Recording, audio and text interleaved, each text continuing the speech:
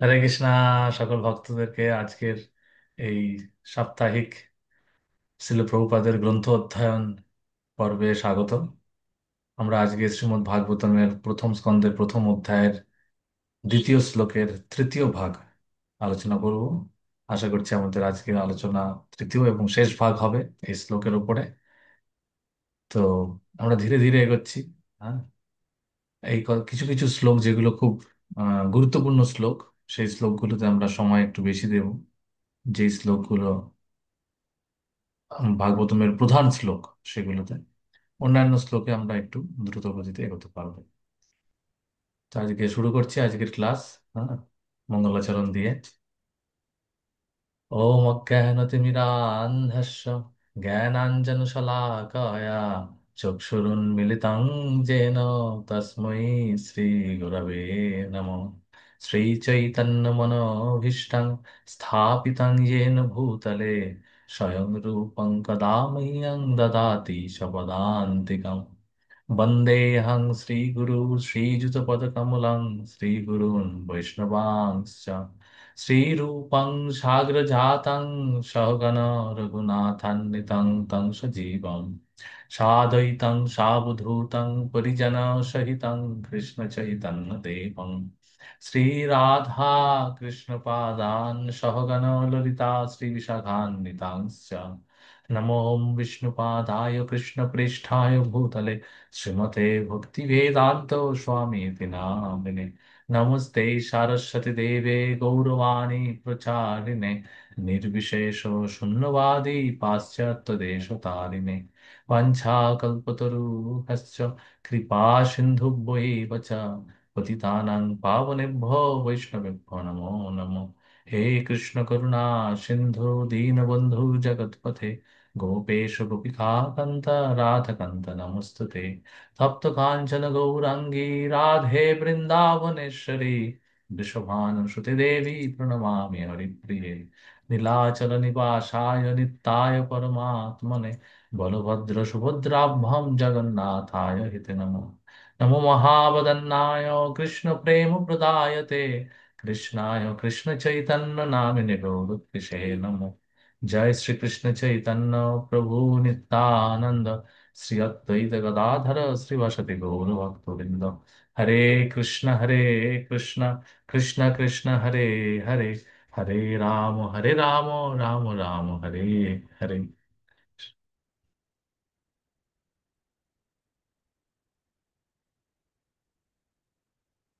हरे कृष्ण। তো আমরা প্রথমে গতকাল, গত সপ্তাহে আমরা একটা প্রশ্ন দিয়েছিলাম। আসলে আমি প্রশ্নটাকে আর টাইপ করে লিখে উঠতে পারিনি। তা আমাকে আহ, শ্রাবণী মাতাজি উত্তরটা পাঠিয়েছিলেন। আমার সেটা সেভাবে আমি কিছুটা শুনেছি। তা আমি চাইবো যে আপনি সেটা সবার সামনে পড়ে আরেকবার শোনান। আর কেউ যদি লিখে থাকেন, আগের বারের আমার যতটুকু প্রশ্নটা মনে পড়ছে সেটা হচ্ছে, আহ আমি শেয়ার করি, সেই প্রসঙ্গে এই প্রশ্নটা এসেছিল।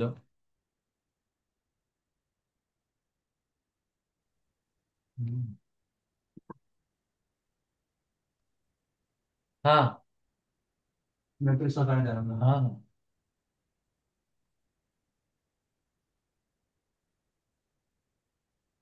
সেই প্রসঙ্গে এই প্রশ্নটা এসেছিল। সেটা হচ্ছে,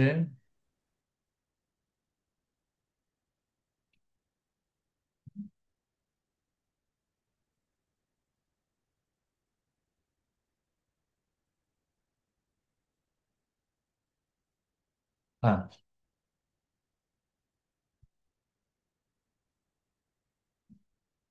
দিব্য চেতনার বিকাশের দ্বারা কিভাবে ত্রিতাপ দুঃখ থেকে আমরা মুক্ত হতে পারি। এই অচিন্ত্য ভেদাভেদ তত্ত্বের ভিত্তিতে যখন দিব্য চেতনার বিকাশ হয়, তখন মানুষ জড় জগতের ত্রিতাপ থেকে মুক্ত হন। তা কেউ লিখেছেন, আমি শ্রাবণী মাতাজি জানি, শ্রাবণী মাতাজি আপনি বলতে পারেন। আমরা প্রথমে এবার থেকে এটাই করব যে প্রশ্ন, একটা কিছু প্রশ্ন দেওয়ার চেষ্টা করব আমি। সেই প্রশ্নের উত্তর নিয়ে কিছুক্ষণ আলোচনা করব। তারপর আজকের ক্লাসটা হবে, একটা প্রশ্ন দেওয়া হবে, পরের দিন আবার সেটা নিয়ে আলোচনা হবে। ঠিক আছে।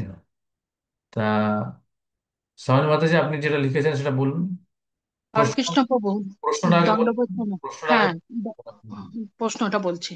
হরে কৃষ্ণ প্রভু, দণ্ডবত প্রণাম প্রভু। প্রণাম মাতাজি, বলুন। প্রথম কোশ্চেনটা দিয়েছিলেন দিব্য চেতনার কিভাবে সার্থক বিকাশ সম্ভব।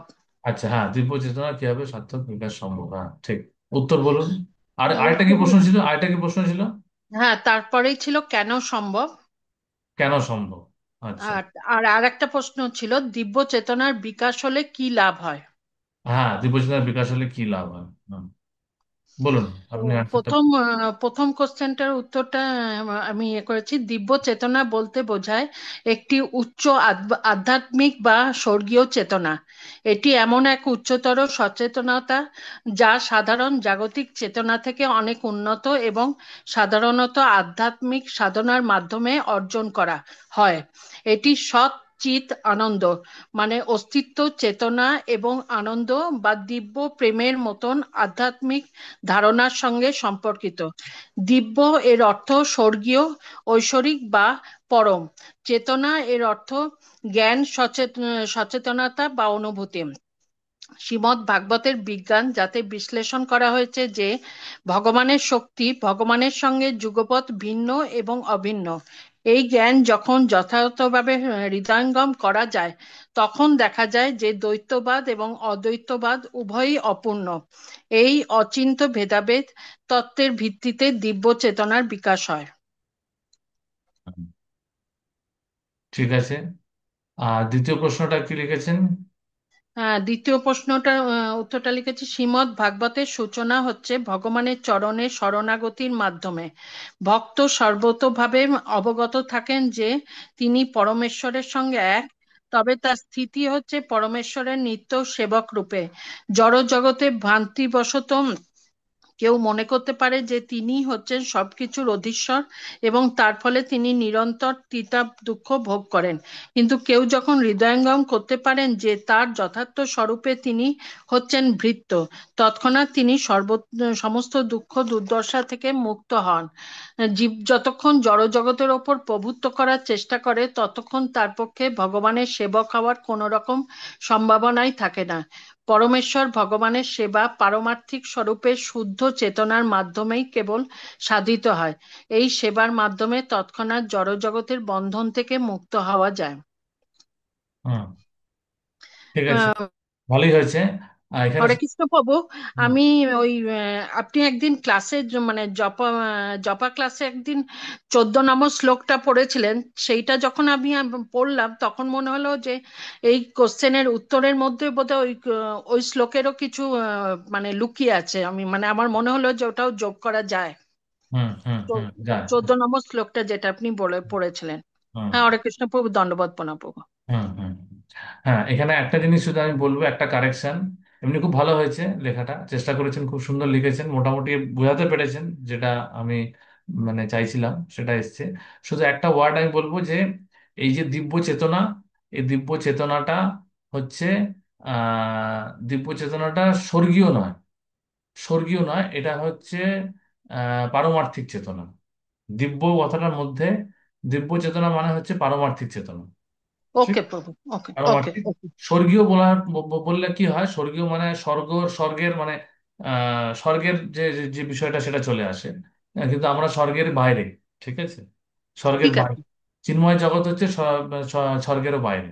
ঠিক আছে। ওকে এই ওকে জন্য ওকে প্রভু। স্বর্গীয় কথাটা ইউজ করবেন না, লিখুন পারমার্থিক দিব্য চেতনা। হ্যাঁ, আর কিছু দিয়ে থাকলে একটুখানি ক্লাসের পরে বলে দেবেন, মানে আর কিছু যদি আমি। হ্যাঁ, সেটা এখানেই বলো, ক্লাসে বলে দিচ্ছি আমি। আচ্ছা, হ্যাঁ আর হ্যাঁ, ঠিক আছে। থ্যাংক ইউ মাতাজি। আর কেউ লিখেছেন?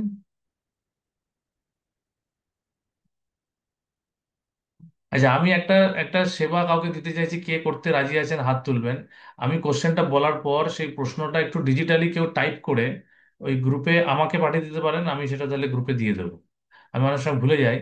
এটা কে করতে চাইবেন, এটা হাত তুলতে পারেন। স্যার ডিজি প্রভু, সরি, হরে কৃষ্ণ প্রভু, বলছি ডিজিটালি টাইপ করে মানে যেরকম আমরা হোয়াটসঅ্যাপে লিখি সেরকম? হ্যাঁ, হ্যাঁ, হ্যাঁ, হ্যাঁ, সেরকম? বাংলায় হ্যাঁ বাংলা। বলুন, কি আছে, কোনো অসুবিধা তো নেই। আমরা প্রভু বাংলায় তো লিখতে পারি না, আমরা ইংলিশে যেরকম হয় আর কি, ধরুন আমি খাবারটা হ্যাঁ, ইংলিশ না না, টার্মসে লিখে দিলাম। বাংলায় বাংলায় লেখা যায়, বাংলায় ওখানে টাইপ করলে লেখা যায়। ও আচ্ছা আচ্ছা, এটা পারি না যেহেতু। ওইটা হচ্ছে ঠিক আছে টাইপ করলে তাহলে। মানে কি, টাইপ করলে মানে একটা জায়গায় সেটিং করে নিলে, কথা বললে, কথা বললে বাংলায় লেখা যাবে। আমি তো কথা, আমি ও যেগুলো লিখি বাংলায়, আমি একটাও নিজে টাইপ করি না। হ্যাঁ হ্যাঁ। আমি ও আচ্ছা আচ্ছা। মুখে বলি আর হরে সেটা type করি। হুম, হরে কৃষ্ণ প্রভু। হ্যাঁ, প্রভু মানে ওই যে আপনি যেমন ওই যে আজকে গ্রুপের এটা দিয়েছেন, ওখানে যেমন বেঙ্গলিতে লেখা রয়েছে শ্রীমদ্ ভাগবত গীতার এত ইউনিট হবে, ওই রকম ভাবে বলছেন কি? ওই রকম ভাবে, হ্যাঁ। হ্যাঁ ঠিক আছে প্রভু, আমি নাহলে করে দেবো। করে দিতে পারবেন তো? ঠিক আছে, ঠিক আছে। সেটা মানে যে কোনো ভাবে কেউ অনেক সময় লিখে করা যেতে পারে, আমাদের ফোনে সেট করা যায়, ল্যাঙ্গুয়েজ সেট করা যায়, কিবোর্ডে সেট হ্যাঁ করা যায়। হ্যাঁ, সেটিংসে গিয়ে সেট করা যায় একদম প্রভু। ঠিক আছে, থ্যাংক ইউ। ঠিক আছে, কেউ একজন করলেই হলো, অসুবিধা নেই। আচ্ছা, তা এই প্রশ্নের উত্তর কেউ লিখেছেন আর, যে দিব্য চেতনার বিকাশ কিভাবে সম্ভব এবং তার লাভ কি? আচ্ছা, ঠিক আছে, যদি কেউ লিখে না থাকেন কোনো অসুবিধা নেই, নেক্সট বার থেকে আমি দিয়ে দেবো। কেউ কেউ লেখার চেষ্টা করুন, লিখলে কি হবে, আপনাদের চর্চাটা থাকবে সারা সপ্তাহে। একদিন আমরা মিট করছি, একদিন একদিন ক্লাস হচ্ছে, কিন্তু সারা সপ্তাহের মধ্যে যদি আপনারা একটু গিয়ে ফিরে তাকান জিনিসগুলো কি আলোচনা হয়েছে, তাহলে কি হবে, আজকের আলোচনাটার সঙ্গেও সেটা সামঞ্জস্যভাবে আমরা এগোতে পারবো। এটাই হচ্ছে উদ্দেশ্য। আর একটা চর্চা হয়, যে আমাকেও বুঝতে হবে বিষয়টা লিখতে গেলে কি হয়, আমাদের বোঝাটা কোন জায়গায় দাঁড়িয়ে আছে আমরা সেটা বুঝতে পারি, আর কিছুই না। এটা কোনো পরীক্ষার কোনো নাম্বার নয়, কিছু ইয়ে নয়, জাস্ট নিজের কাছে চর্চা করার সুযোগ পাওয়া, আর কিছুই না। ঠিক আছে, এনিওয়ে, কোনো অসুবিধা নেই, যারা লেখেননি পরেও লিখতে পারেন, কোনো অসুবিধা নেই। হুম। তো এখানে একটা বিষয়, এখন তাহলে কথা হচ্ছে ত্রিতাপ দুঃখ থেকে মুক্ত হব, কিন্তু ভাগবতমে আপনারা, এখন আমরা ভাগবতমে সবে শুরু করছি, কিন্তু ভাগবতমে আমরা এমনি এমনি আপনারা জানেন যে ভাগবতমে অনেক অধ্যায় আছে, অনেক পর্ব, অনেক কিছু আমরা শুনে থাকি ভাগবতমে। যেরকম প্রহ্লাদ মহারাজের কাহিনী। হ্যাঁ, প্রহ্লাদ মহারাজ তো শুদ্ধ ভক্ত, তো ওনার জীবন থেকে কি দুঃখ চলে গিয়েছিল? আপনাদের কি মনে হয়? না প্রভু, মানে না একদমই না। প্রভু, প্রচুর প্রচুর দুঃখ ছিল। হুম। তাহলে ভাগবতম তাহলে ভুল বলছে, ওনার কি তাহলে দিব্য চেতনার বিকাশ ঘটেনি? হ্যাঁ প্রভু, তা তো ছিল কিন্তু। তাহলে হুম, কি হলো ব্যাপারটা তাহলে? তারপরে আপনি চিন্তা করুন, আহ আর কার কথা ভাবছিলাম আমি। হুম, আমরা ভাগবতমে সুদামা বিপ্রের কথা শুনে থাকি, সুদামা ভগবানের বন্ধু, তিনিও শুদ্ধ ভক্ত, কিন্তু কত দারিদ্র, কত কষ্ট, খেতে পাচ্ছে না, অনাহারে আছে। তারপরে তার স্ত্রী তাকে বলল, হ্যাঁ, যে তুমি যাও তোমার বন্ধু দ্বারকাধীশ তার কাছে যাও। তারপরে দেখা করার পরে, কিন্তু তার আগে তো সে ভক্ত থাকা অবস্থাতে সে তো ভক্তই ছিল, তাও তার কষ্ট ছিল, তাই না? তারপরে আমরা দেখছি কি, কুন্তী মহারানীর জীবন, পাণ্ডবদের জীবন, তারাও ভক্ত। তাহলে কি হচ্ছে ব্যাপারটা? কিন্তু প্রভু ওনারা ভগবানের প্রতি যেহেতু এতটাই আসক্ত ছিল, তাই দুঃখ যেটা আমার মনে হয়, দুঃখ দুর্দশা আসলেও সেটা ওনাদের কখনো স্পর্শ করতে পারিনি, যেহেতু এক্স্যাক্টলি। ভগবানের প্রতি। এটাই হচ্ছে কথা। এখানে এই যে ত্রিতাপ দুঃখ থেকে মুক্ত হওয়া মানে, অনেক সময় আমাদের মনে হতে পারে যে আমাদের জীবনে আর কোনো দুঃখ আসবে না, আমি একদম শুদ্ধ, আমি দিব্য চেতনার বিকাশ করার অন্তত এরকম মনে হতে পারে যে আমরা দিব্য চেতনার বিকাশ হয়তো পূর্ণভাবে হয়নি, কিন্তু হওয়ার দিকে এগোচ্ছি। তো ত্রিতাপ দুঃখগুলো কমতে থাকবে, তাই না? কিন্তু সেটা হবে না actually। সেটা কমতে থাকবে না, সেটা আসতে পারে, কিন্তু যদি আমরা একটা হচ্ছে, আমরা যতক্ষণ না পূর্ণ শরণাগত হব, ততক্ষণ আমাদের প্রারব্ধ কর্মটা যাবে না। ঠিক আছে, প্রারব্ধ কেন, অপ্রারব্ধ বা আমাদের যে কর্মের যে কোটা, আমি শুধু সিম্পল ভাবে বলি, প্রারব্ধ অপ্রারব্ধ ভেতরে আমি ঢুকছি না, ওটা অনেক বড় একটা বিষয়।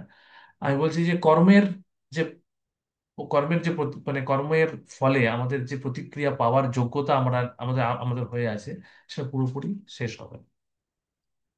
কেন শেষ হবে না? কারণ ভগবান বলছেন, কখন সেটা শেষ হবে, সর্বধর্মাং পরিত্যাজ্য মাম একম শরণাং ব্রজ। মাম একম শরণং ব্রজ স্তরে আমরা এখনো পৌঁছাতে পারছি না। সেটার মাধ্যমে, সেটা হচ্ছে শরণাগতি, সেই শরণাগতির মাধ্যমে আমাদের দিব্য চেতনার বিকাশের দ্বার উন্মোচন হবে। সেই দিব্য চেতনার দ্বার উন্মোচন হওয়ার দিকে আমরা এগোবো যত, কিন্তু সেটা পূর্ণ শরণাগতিই তো আসছে না আমার। সুতরাং এবার কথা হচ্ছে যে পূর্ণ শরণাগতি হওয়ার পরে কি হবে। পূর্ণ শরণাগতি হওয়ার পথে আমরা আছি, চেষ্টা করছি। হ্যাঁ, তাহলে কি হবে, যখন যত আমরা নিজেদেরকে পূর্ণ শরণাগত করতে থাকবো, তত কি হবে, তত ধীরে ধীরে, যত পূর্ণ শরণাগত হব তত আমাদের একদিক থেকে কর্ম, পূর্বকৃত কর্মের যে ফলগুলো সেগুলো ধীরে ধীরে চলে যাবে, চলে যাবে। কিন্তু তার মানে এই নয় যে আমাদের জীবন থেকে সম্পূর্ণভাবে দুঃখ চলে যাবে। দুঃখ থাকবে, কিন্তু সেই দুঃখের দ্বারা আমাদের জীবনে এই শরণাগতির মাধ্যমে, ভাগবতমকে আশ্রয় করার মাধ্যমে, হরিনামকে আশ্রয় করার মাধ্যমে, কৃষ্ণ ভাবনামৃত অনুশীলন করার মাধ্যমে আমাদের এমন একটা চেতনার স্তরে আমরা ধীরে ধীরে উন্নীত হব, ধীরে ধীরে আমাদের পরিপক্কতা হবে চেতনার বিকাশের। চেতনার বিকাশ হওয়া মানে কি? চেতনার বিকাশ হওয়া মানে আজকে যে শিশু জন্মগ্রহণ করছে, সেই শিশুর বড় হয়ে ওঠা মানে কি? বড় হয়ে ওঠা মানে হচ্ছে সে পরিপক্ক হচ্ছে। ঠিক ঠিক তেমনি আমরা কৃষ্ণ ভাবনামৃততে যখন ধীরে ধীরে অগ্রসর হব, সত্যি সত্যি অগ্রসর হতে থাকবো, তত কি হবে, আমাদের মধ্যে ম্যাচিউরিটি আসবে, আমাদের মধ্যে পরিপক্কতা আসবে। আর সেই পরিপক্কতার ফলে কি হবে, এই যে দুঃখ, ত্রিতাপ দুঃখের দ্বারা প্রভাবিত হওয়ার প্রবণতা কমতে থাকবে। দুঃখ সামনে থাকবে, দুঃখ আমাদের সামনে উপস্থিত থাকবে, কিন্তু আমরা কি বলতে পারবো? আমি এটা আগে একদিন ক্লাসে বলেছিলাম, আমি এটা মন্দিরে একজন প্রবচন একজন ভালো মানে ভক্তের লেকচারে শুনেছি। ঋষি কুমার প্রভু বলে একজন আছেন, সিনিয়র ডিভোটি। তো উনি বলছিলেন আমরা কিভাবে সেটাকে দেখতে পাবো, যে আমরা আমরা এতদিন কি প্রার্থনা করছিলাম, হে কৃষ্ণ আমার জীবন থেকে দুঃখ কমিয়ে দাও, আমার জীবনের এই সমস্যা কমিয়ে দাও, আমার জীবনের এটা কমিয়ে দাও। হ্যাঁ, এরকম আমরা প্রার্থনা করতে পারি, এটা একটা প্রার্থনা, এটা ভালো প্রার্থনা, খারাপ না।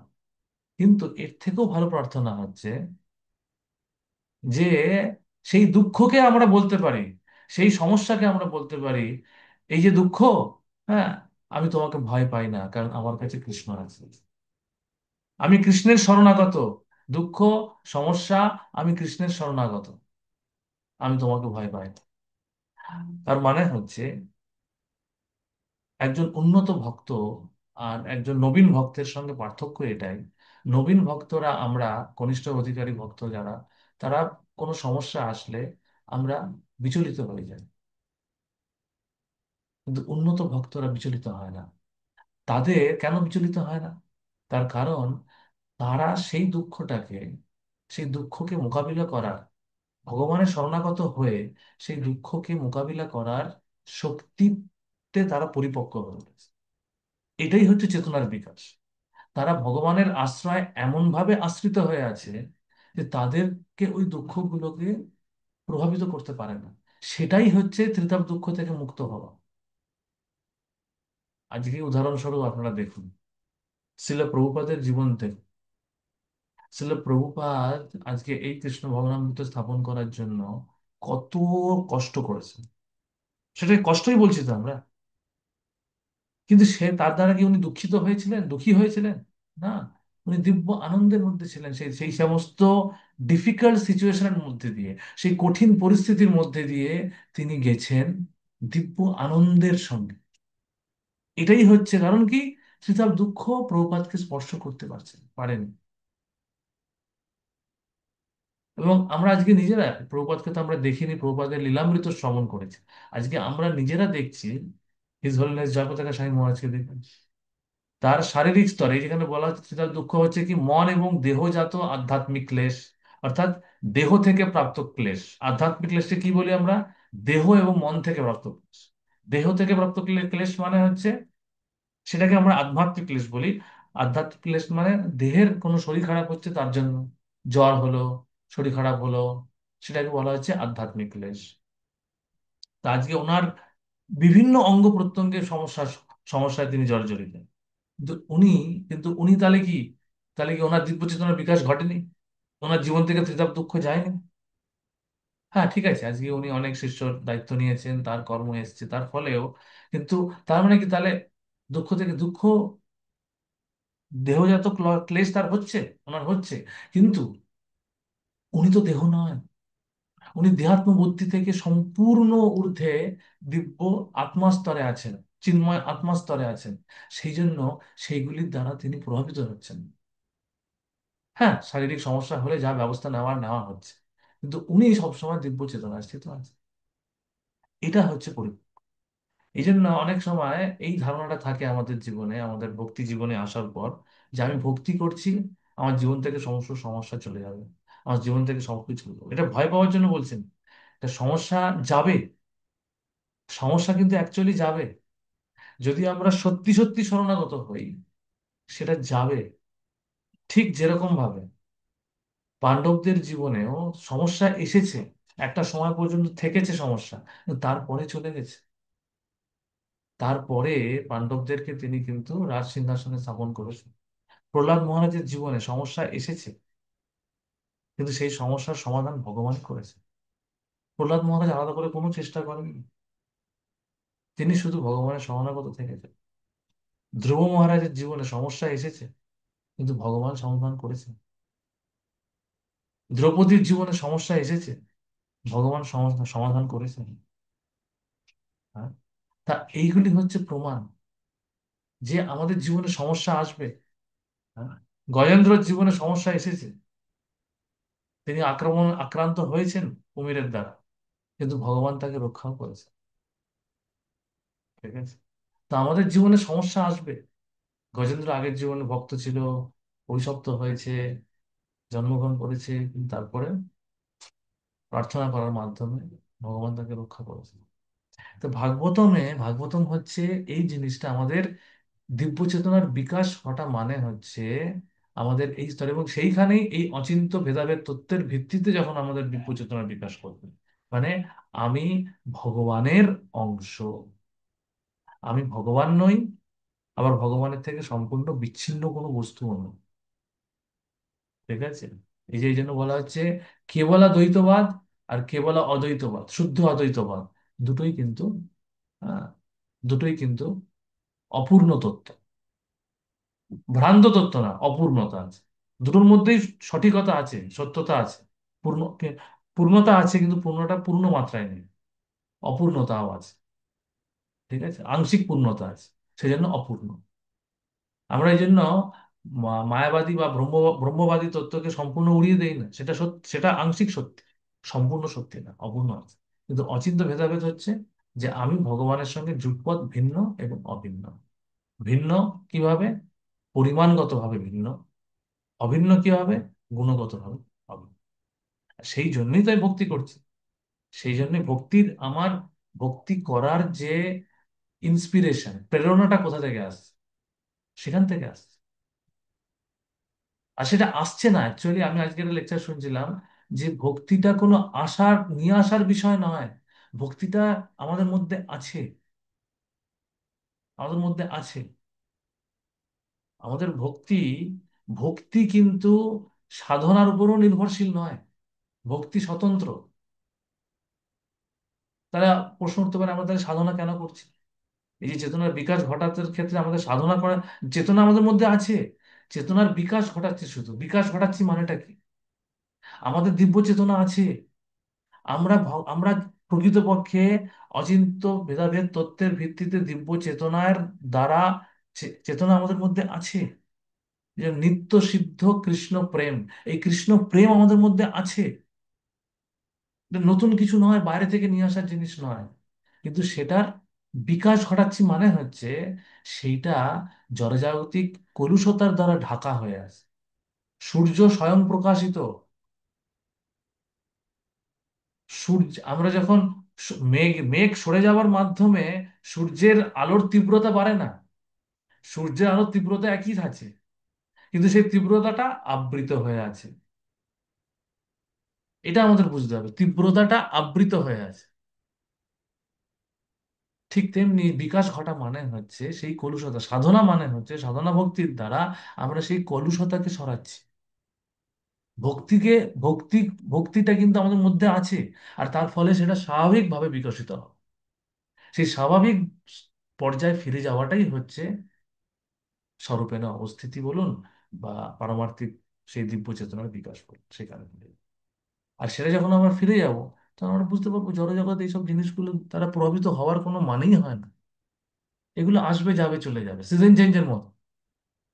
ঠিক আছে, আজকে এখন ঠান্ডার সময়, কিছুদিন বাদে ঠান্ডা চলে যাবে, আবার গরম আসবে। ঠিক তেমনি দুঃখ আছে, আবার দুঃখ চলে যাবে। আজকে আমার শরীর খারাপ হয়েছে, আবার সেরে যাবে। কিন্তু আমি তার জন্য প্রভাবিত হচ্ছি না। ঠিক আছে, এই জায়গাটা হচ্ছে বুঝতে হবে। আমাদের সমস্ত কিছুই তাই। এইভাবে আধ্যাত্মিক ক্লেশ, আতি ভৌতিক ক্লেশ, আতি দৈবিক, এই জায়গাটা কিন্তু অনেকের ক্লিয়ার থাকে না বলে তারা অনেক সময় ভক্তি করতে আসার পরে হতাশা অনুভব করে। আমি তো এই করলাম, আমি তো সেই করলাম। ভক্তি করার মানেটা এটা নয়। হ্যাঁ, অনেক সময় আমরা ভাবি যে আমি তো ভগবানের জন্য এত কিছু করছি, ভগবান তো, মানে সেটাকে লেনদেন করা চলছে আমাদের মধ্যে, একটা ট্রানজাকশন মেন্টালিটি চলে আসছে। আমি এটা করছি তো আমি এটা করতে, এটা এটা আমি পাবো। তো হ্যাঁ, শুরু শুরুতে সেটা হয়, সেটা জানে ভগবান। ঠিক আছে, সেই জন্য অনেক সময় শুরু শুরুতে আমাদের অনেক কিছু খুব সুন্দর হয়ে যায়, ব্যবস্থাপনা হয়ে যায়। কিন্তু কিছুদিন এগোনোর পরে ভগবান তখন অ্যাকচুয়াল দেখতে চান যে আমরা সত্যি সত্যি কতটা সিরিয়াস। সেই জন্য ভক্তদের জীবনে অনেক সময় এই যে শরণাগত ভক্তদের ক্ষেত্রে যে জিনিসগুলো আসছে, যে ঘটনাগুলোর কথা বললাম আমি, যাদের কথা, এগুলো কিন্তু তাদের কর্মের ফলে নয়। তাদের কর্ম সম্পূর্ণ মানে দহন হয়ে গেছে, দহতি কর্মাণি নির্দহতি। হ্যাঁ, ভক্তির দ্বারা কর্মাণি নির্দহতি, কম সম্পূর্ণভাবে দগ্ধীভূত হয়ে গেছে। এইগুলি ভগবান স্পেশাল মার্সি হিসেবে তাদের জীবনে নিয়ে আসছে, দেখানোর জন্য যে দেখো আমার ভক্তরা এত সমস্যা, এত কঠিন পরিস্থিতির মধ্যেও আমাকে ভুলে যাচ্ছে না। তা তোমার জীবনে তো এমন কিছু সমস্যা নেই, তাহলে তুমি কেন ভক্তি করতে পারছো না? আমাদের জীবনে তো এত এরকম কোনো সমস্যা নেই। প্রহ্লাদ মহারাজের জীবনে যেরকম সমস্যা, আমাদেরকে তো আমার মা বাবা আর মারতে চাইছে না ভক্তি করার জন্য। হ্যাঁ, তাহলে আমরা কেন করতে পারছি না? তা এইভাবে আমাদের বুঝতে হবে প্রভুপাদ যে কঠিন পরিস্থিতির মধ্যে দিয়ে এই কৃষ্ণ ভাবনা স্থাপন করেছেন, আমাদের তো সেরকম যাতে করতে না হয় প্রভুপাদ সাজিয়ে দিয়ে গেছেন পুরো ইস্কনকে। এখন শুধু এসে আমাদের সকালবেলায় শুধু উঠতে হবে, সেটাই আমাদের কষ্ট হয়ে যাচ্ছে। আমাদের সেটাই করতে পারছি না। আমাদের অবস্থা এরকম। হ্যাঁ, সকালবেলা উঠে হরিনাম করতে পারছি না। সকালবেলা আমরা প্রভুপাদের গ্রন্থ খুলে পড়ার সময় পাচ্ছি না। তা আমাদের জন্য এইটুকু, সেই জন্য এইগুলো এইগুলো পড়লে কি হবে, ভাগবতম পড়লে কি হবে, যে হ্যাঁ, সত্যি তো আমরা এখন ভাববো, ভাবা উচিত আমাদের, যে আমার জীবনে তো এত কষ্ট নেই, তারা এত সুন্দরভাবে পাণ্ডবদের মতন তো আমার জীবন নয়। যে আমার ভাই আমাকে, কুন্তী মহারানীর কথা ভাবুন, আজকে এক ছেলেকে বিষ খাইয়ে মারছে, কালকে ঘরে আগুন জ্বালিয়ে মারবে বলে প্ল্যান করছে। আমাদের জীবনে তো এরকম সমস্যা আসছে না? ছেলের বউকে বস্ত্রহরণ করছে, এরকম তো সমস্যা আসছে না আমাদের জীবনে? তারপরেও আমরা করতে পারছি না। আমাদের জীবনে হয়তো অল্প স্বল্প কিছু আসছে, সেটাতে হ্যাঁ কি হবে কি হবে, হয় আমাদের হয়, কারণ আমরা আমরা ওরকম শরণাগত নই। আমরা বিচলিত হয়ে যাই, কিন্তু আমাদের এটাই হচ্ছে সাধনা। সাধনা ভক্তিতে আমরাও হয় সেটা, কারণ আমিও অত এখনো শরণাগত হতে পারিনি। এই সমস্ত দৃষ্টান্ত যখন আমরা শ্রবণ করি, তখন আমরা বুঝতে পারি যে আমরা শরণাগতির থেকে কতটা দূরে আছি। তো সেটা আমাদের বুঝতে হবে। তা আমি বোঝাতে পারলাম জিনিসটা, যে ভক্তি করার মাধ্যমে আমরা কিভাবে, ভক্তি করার মাধ্যমে, শরণাগত হওয়ার মাধ্যমে, দিব্য চেতনার বিকাশের মাধ্যমে কিভাবে আমরা ত্রিতাপ দুঃখ থেকে মুক্ত হতে পারি। এই জিনিসটা ভালো করে বুঝতে হবে, যে এদের মুক্ত হওয়া মানেটা কি। যেন বলে ক্লেশাগ্নি।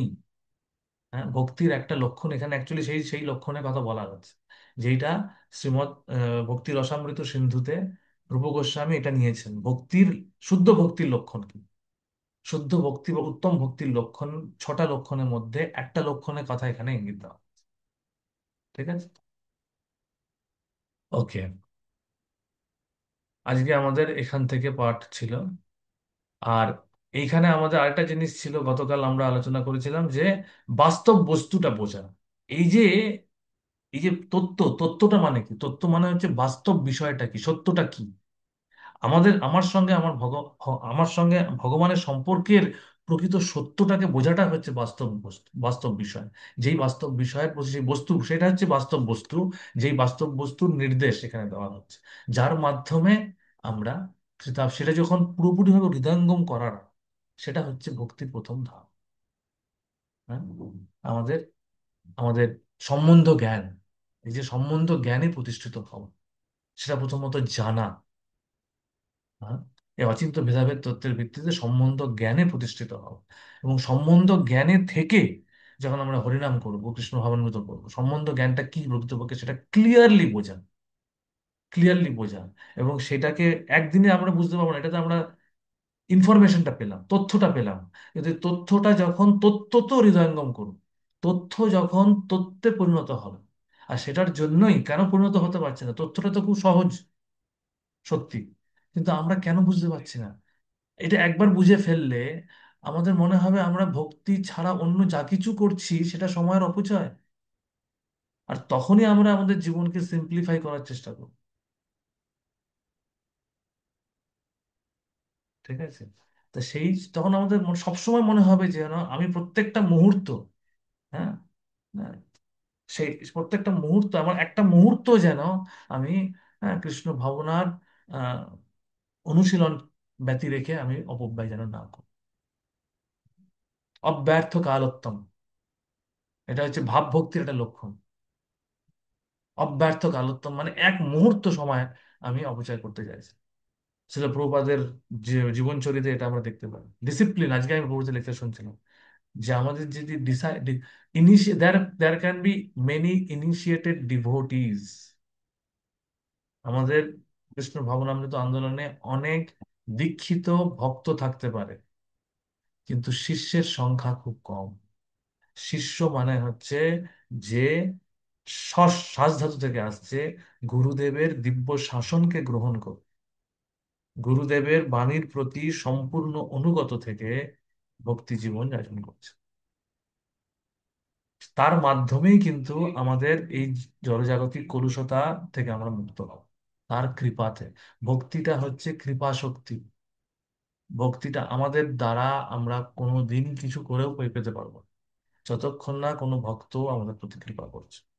আর ভক্ত অলরেডি কৃপা করে রেখেছেন, এটা মানে হতাশ হওয়ার কিছু নেই।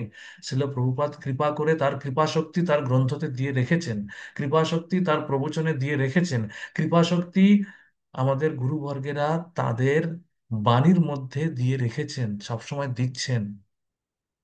কিন্তু আমাদেরকে নিতে হবে, আমাদের কাজ শুধু সেটাকে নেওয়া, সেটাকে অনুসরণ করা, অনুগত হওয়া। সে অনুসরণ করার মাধ্যমে আমরা আনুগত্য দেখাতে পারবো, আর তার মাধ্যমেই আমরা ভক্তি জীবনে বিকশিত হতে পারবো। এটার মানেটা শুধু তাই, আর কিছু নয়। ঠিক আছে? আচ্ছা, এবার আমাদের শ্লোকটা থেকে শুরু করি। শ্লোকটা একবার পড়ে নেওয়াটা ভালো। আমরা এটাকে বাই হার্ট করার চেষ্টা করুন, মুখস্থ করার চেষ্টা করুন। এগুলি হচ্ছে আমাদের কাজ। আমাদের চেতনা বিভিন্ন সময় সব সময় এদিক ওদিক বিক্ষিপ্ত হতে চাইছে, কিন্তু আমরা যখন মনকে ডিসিপ্লিন করবো, আমি আজকে একটা শ্লোককে মুখস্থ করবো, শ্লোকের মাধ্যমে আমি আজকে একটা কিছু লিখবো। লিখবো মানে কি আমার মন সেদিকে যাবে। আমি মুখস্থ করবো মানে কি মন সেদিকে দিতে হবে। তাহলে মনটা কিছুক্ষণের জন্য হলো ভগবানের সঙ্গে, ভগবানের দিকে দেওয়ার চেষ্টা করছি। এইভাবে এই যে মুখস্থ করার উদ্দেশ্য আর কিছু না, আমি বিশাল একটা শ্লোক কোট করলাম, আমি পণ্ডিত হয়ে গেলাম, দেখালাম আমি কত ভালো ভাগবতমের শ্লোক কোট করতে পারি, সেটা উদ্দেশ্য না। সেটা যদি উদ্দেশ্য হয় তাহলে শ্লোক মুখস্থ করাটার আসল উদ্দেশ্যটা ব্যর্থ হলো। ভালো, ঠিক আছে, করেছে, কিছু না করাতে ভালো। শ্লোক মুখস্থ করতে গিয়ে কিছু তো সময় দিয়েছে, কিন্তু সেটা থেকেও বেটার হচ্ছে যে আমি এই শ্লোক মুখস্থ করার মাধ্যমে কিছুক্ষণ আমার মনকে আমি মুখস্থ করা, এবং সেটাকে যখন আমি কোথাও বসে আছি, কোথাও যাচ্ছি, ট্রেনে, বাসে, স্কুলে, কলেজে, চাকরিতে বাকরিতে কোথাও যাচ্ছি, হ্যাঁ, সেই সময় মনে করতে পারছি ধর্ম প্রজ্বহিত কৈটব অত্র পরম নির্মৎসরণাং শতাং বেদ্যং বাস্তবত্র বস্তু শিবদাং তাপত্রয় উন্মূলনম শ্রীমদ্ ভগবতে মহামুনি কৃতে কিংবা পরহিरीश्वर সদ্য হৃদি অবরুদ্ধতে অত্র কৃতিভিः শুশ্রূভিস্তৎক্ষণাৎ তো ভাগবতমের এই দিব্য যে শ্লোক, এই শ্লোকগুলি আমরা যত নিজেদের মনন করব, চিন্তা করব, ধারণ করব। স্মৃতি করা মানে, স্মরণ করা মানে হচ্ছে আমরা ধারণ করছি, অ্যাবজর্ব করছি। হ্যাঁ, আমাদের মধ্যে সেটা অ্যাবজর্ব হচ্ছে কিনা, আর সেটা সত্যি সত্যি আমি করতে পারছি কিনা, সেটাকে বোঝা। তা আজকে আমাদের আগের ক্লাসে আমরা ধর্ম প্রজ্বলিত কৈটবত্র পরমনিত স্মরণ করেছিলাম।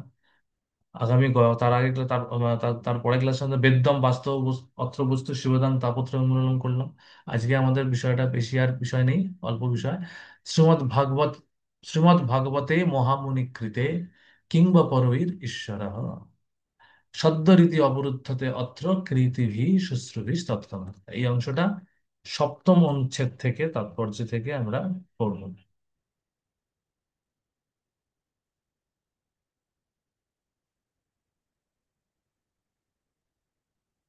কেউ পড়তে চাইবেন? কারোর সামনে খোলা আছে বই? হরে সর্বোপরি কৃষ্ণ প্রভু। শ্রীমদ্ ভাগবত হচ্ছে, হ্যাঁ, পড়ুন। আহ, আমি পড়ছি। সর্বোপরি শ্রীমদ্ ভগবত হচ্ছে বেদান্ত সূত্রের রচয়িতা শ্রীল ব্যাসদেব কর্তৃক প্রদত্ত বেদান্ত সূত্রের ভাষ্য। তার পারমার্থিক জীবনের পরিপক্ক অবস্থায় নারদ মুনির কৃপায় তিনি সেটি রচনা করেন। শ্রীল ব্যাসদেব হচ্ছেন পরমেশ্বর ভগবান নারায়ণের অবতার, তাই তার প্রামাণিকতা সম্বন্ধে কোনো প্রশ্নই উঠতে পারে না। তিনি হচ্ছেন বৈদিক শাস্ত্র গ্রন্থের প্রণেতা, আর তিনি নির্দেশ দিয়েছেন যে অন্যান্য শাস্ত্র গ্রন্থ অধ্যয়ন করার আর কোনো প্রয়োজন নেই। কেবল শ্রীমদ্ ভগবতম অধ্যয়ন করলেই পরমার্থ সাধিত হবে। অন্যান্য পুরাণে বিভিন্ন দেবদেবীর উপাসনা করার পন্থা নির্দিষ্ট হয়েছে, কিন্তু শ্রীমদ্ ভগবতে কেবল পরমেশ্বর ভগবানের কথাই বর্ণিত হয়েছে। পরমেশ্বর ভগবান হচ্ছেন পূর্ণ এবং বিভিন্ন দেবদেবীরা হচ্ছেন তার অংশ সদৃশ্য। তাই পরমেশ্বর ভগবানের আরাধনা করলে আর অন্য দেবদেবী পূজা করতে হয় না। পরমেশ্বর ভগবান তৎক্ষণাৎ ভক্তের হৃদয়ে অধিষ্ঠিত হন। শ্রী চৈতন্য মহাপ্রভু শ্রীমদ্ ভগবতকে অমল পুরাণ বলে অভিহিত করে অন্যান্য সমস্ত পুরাণ থেকে তার স্বাতন্ত্র্য নিরূপণ করেছেন। হরে কৃষ্ণ। হরে কৃষ্ণ। অনেক ধন্যবাদ। তো অনেক গুরুত্বপূর্ণ কতগুলো কথা এখানে বলা হচ্ছে। সেটা হচ্ছে যে উম, শ্রীমদ্ ভাগবত হচ্ছে বেদান্ত সূত্রের রচয়িতা ছিল ব্যাসদেব কর্তৃক প্রদত্ত বেদান্ত সূত্রের ভাষ্য। এটা একটা গুরুত্বপূর্ণ বিষয়। বেদান্ত সূত্রের ভাষ্য অর্থাৎ বেদান্ত রচনা করার পর, সেই বেদান্ত রচনা করেছেন রচয়িতা কে? সেই রচয়িতা হচ্ছেন ব্যাসদেব স্বয়ং। তিনি বেদান্ত সূত্রগুলো রচনা করেছেন। বেদান্ত সূত্র কোনটা, কেউ কেউ জানেন? একটা বেদান্ত সূত্র কেউ জানেন? বেদান্ত সূত্রের একটা উদাহরণ কেউ বলতে পারবেন? প্রভু ওই কল্প, ওইটা কি কল্প ভাষ্য ওইগুলো? না, ছক না, ওইগুলো না? না। বেদান্ত সূত্র যেরকম একটা বেদান্ত সূত্র হচ্ছে অথাত ব্রহ্ম জিজ্ঞাসা। এটা হচ্ছে প্রথম বেদান্ত সূত্র, শুরু হচ্ছে অথাত ব্রহ্ম জিজ্ঞাসা, মানে হচ্ছে অতএব, এখন অতএব ব্রহ্ম জিজ্ঞাসা করা উচিত। কিছু মানে বোঝা গেল? এটার মানেটা কি? অথাত ব্রহ্ম জিজ্ঞাসা, দ্যাটস ইট। এটা একটা সূত্র। কেউ জানেন এটা মানেটা কি? হরে কৃষ্ণ প্রভু, প্রণাম। হুম। প্রভু মানে অথাৎ ব্রহ্ম জিজ্ঞাসা মানে আমি কে বা কোথা থেকে এসেছি, আমাদের জীবনের উদ্দেশ্য কি, যখন আমরা এই কোশ্চেন গুলো নিয়ে একটু করতে চাইছি, তো সেই প্রসেসটাকেই বলা হচ্ছে অথাৎ ব্রহ্ম জিজ্ঞাসা। হুম, অনেকটা ঠিক বলেছেন। আমি অথাতো বলতে জিজ্ঞেস করতে চাইছি, দেয়ার ফোর নাও এনকোয়ার ফর ব্রহ্ম। দেয়ার ফোরটা কেন? দেয়ার ফোর মানে একটা সূত্র স্টার্টই হচ্ছে দেয়ার ফোর দিয়ে। দেয়ার ফোর মানে অতএব, বাংলায় যদি বলি অতএব, বা অতএব ব্রহ্ম জিজ্ঞাসা করা উচিত। অতএব মানে আমরা কোনো কিছুর মানে কনক্লুশন করি না, কোনো কিছু যখন কনক্লুশনে, বা বাংলা কি মানে, যখন ফাইনাল সিদ্ধান্তে আসি যে হ্যাঁ এই এই হয়েছে, অতএব এইটা আমরা লিখতাম না সেই মানে অঙ্কের শেষে, অতএব, হ্যাঁ, হুম। নিট, অতএব এই এই এই এই জিনিসের অ্যান্সার যখন লাস্ট উত্তরটা আমরা লিখতাম, এটা হচ্ছে তা বেদান্ত মানে সম্পূর্ণ বেদের কিছু জাস্ট লাস্ট সিদ্ধান্তগুলো দেওয়া হচ্ছে এখানে। অতএব মানে হচ্ছে এখন মানব জীবন প্রাপ্ত হয়েছি, এই মানব জীবনের একমাত্র উদ্দেশ্য হচ্ছে ব্রহ্ম জিজ্ঞাসা করা। এটা হচ্ছে প্রথম শ্লোক, প্রথম সূত্র। দ্বিতীয় সূত্রটা কি? দ্বিতীয় সূত্রটা আমরা প্রথম শ্লোকে আলোচনা করেছি, ভাগবত শুরুই হচ্ছে জন্মাদস্য যথা, এটা হচ্ছে দ্বিতীয় সূত্র। তাই এইগুলো হচ্ছে বেদান্ত সূত্রের সূত্রগুলো। এগুলো হচ্ছে এক একটা কিরকম বলা যেতে পারে হেডিং টাইপ, জাস্ট একটা লাইন, ঠিক আছে। শাস্ত্র যোগনিত্যাৎ, তৃতীয় সূত্র।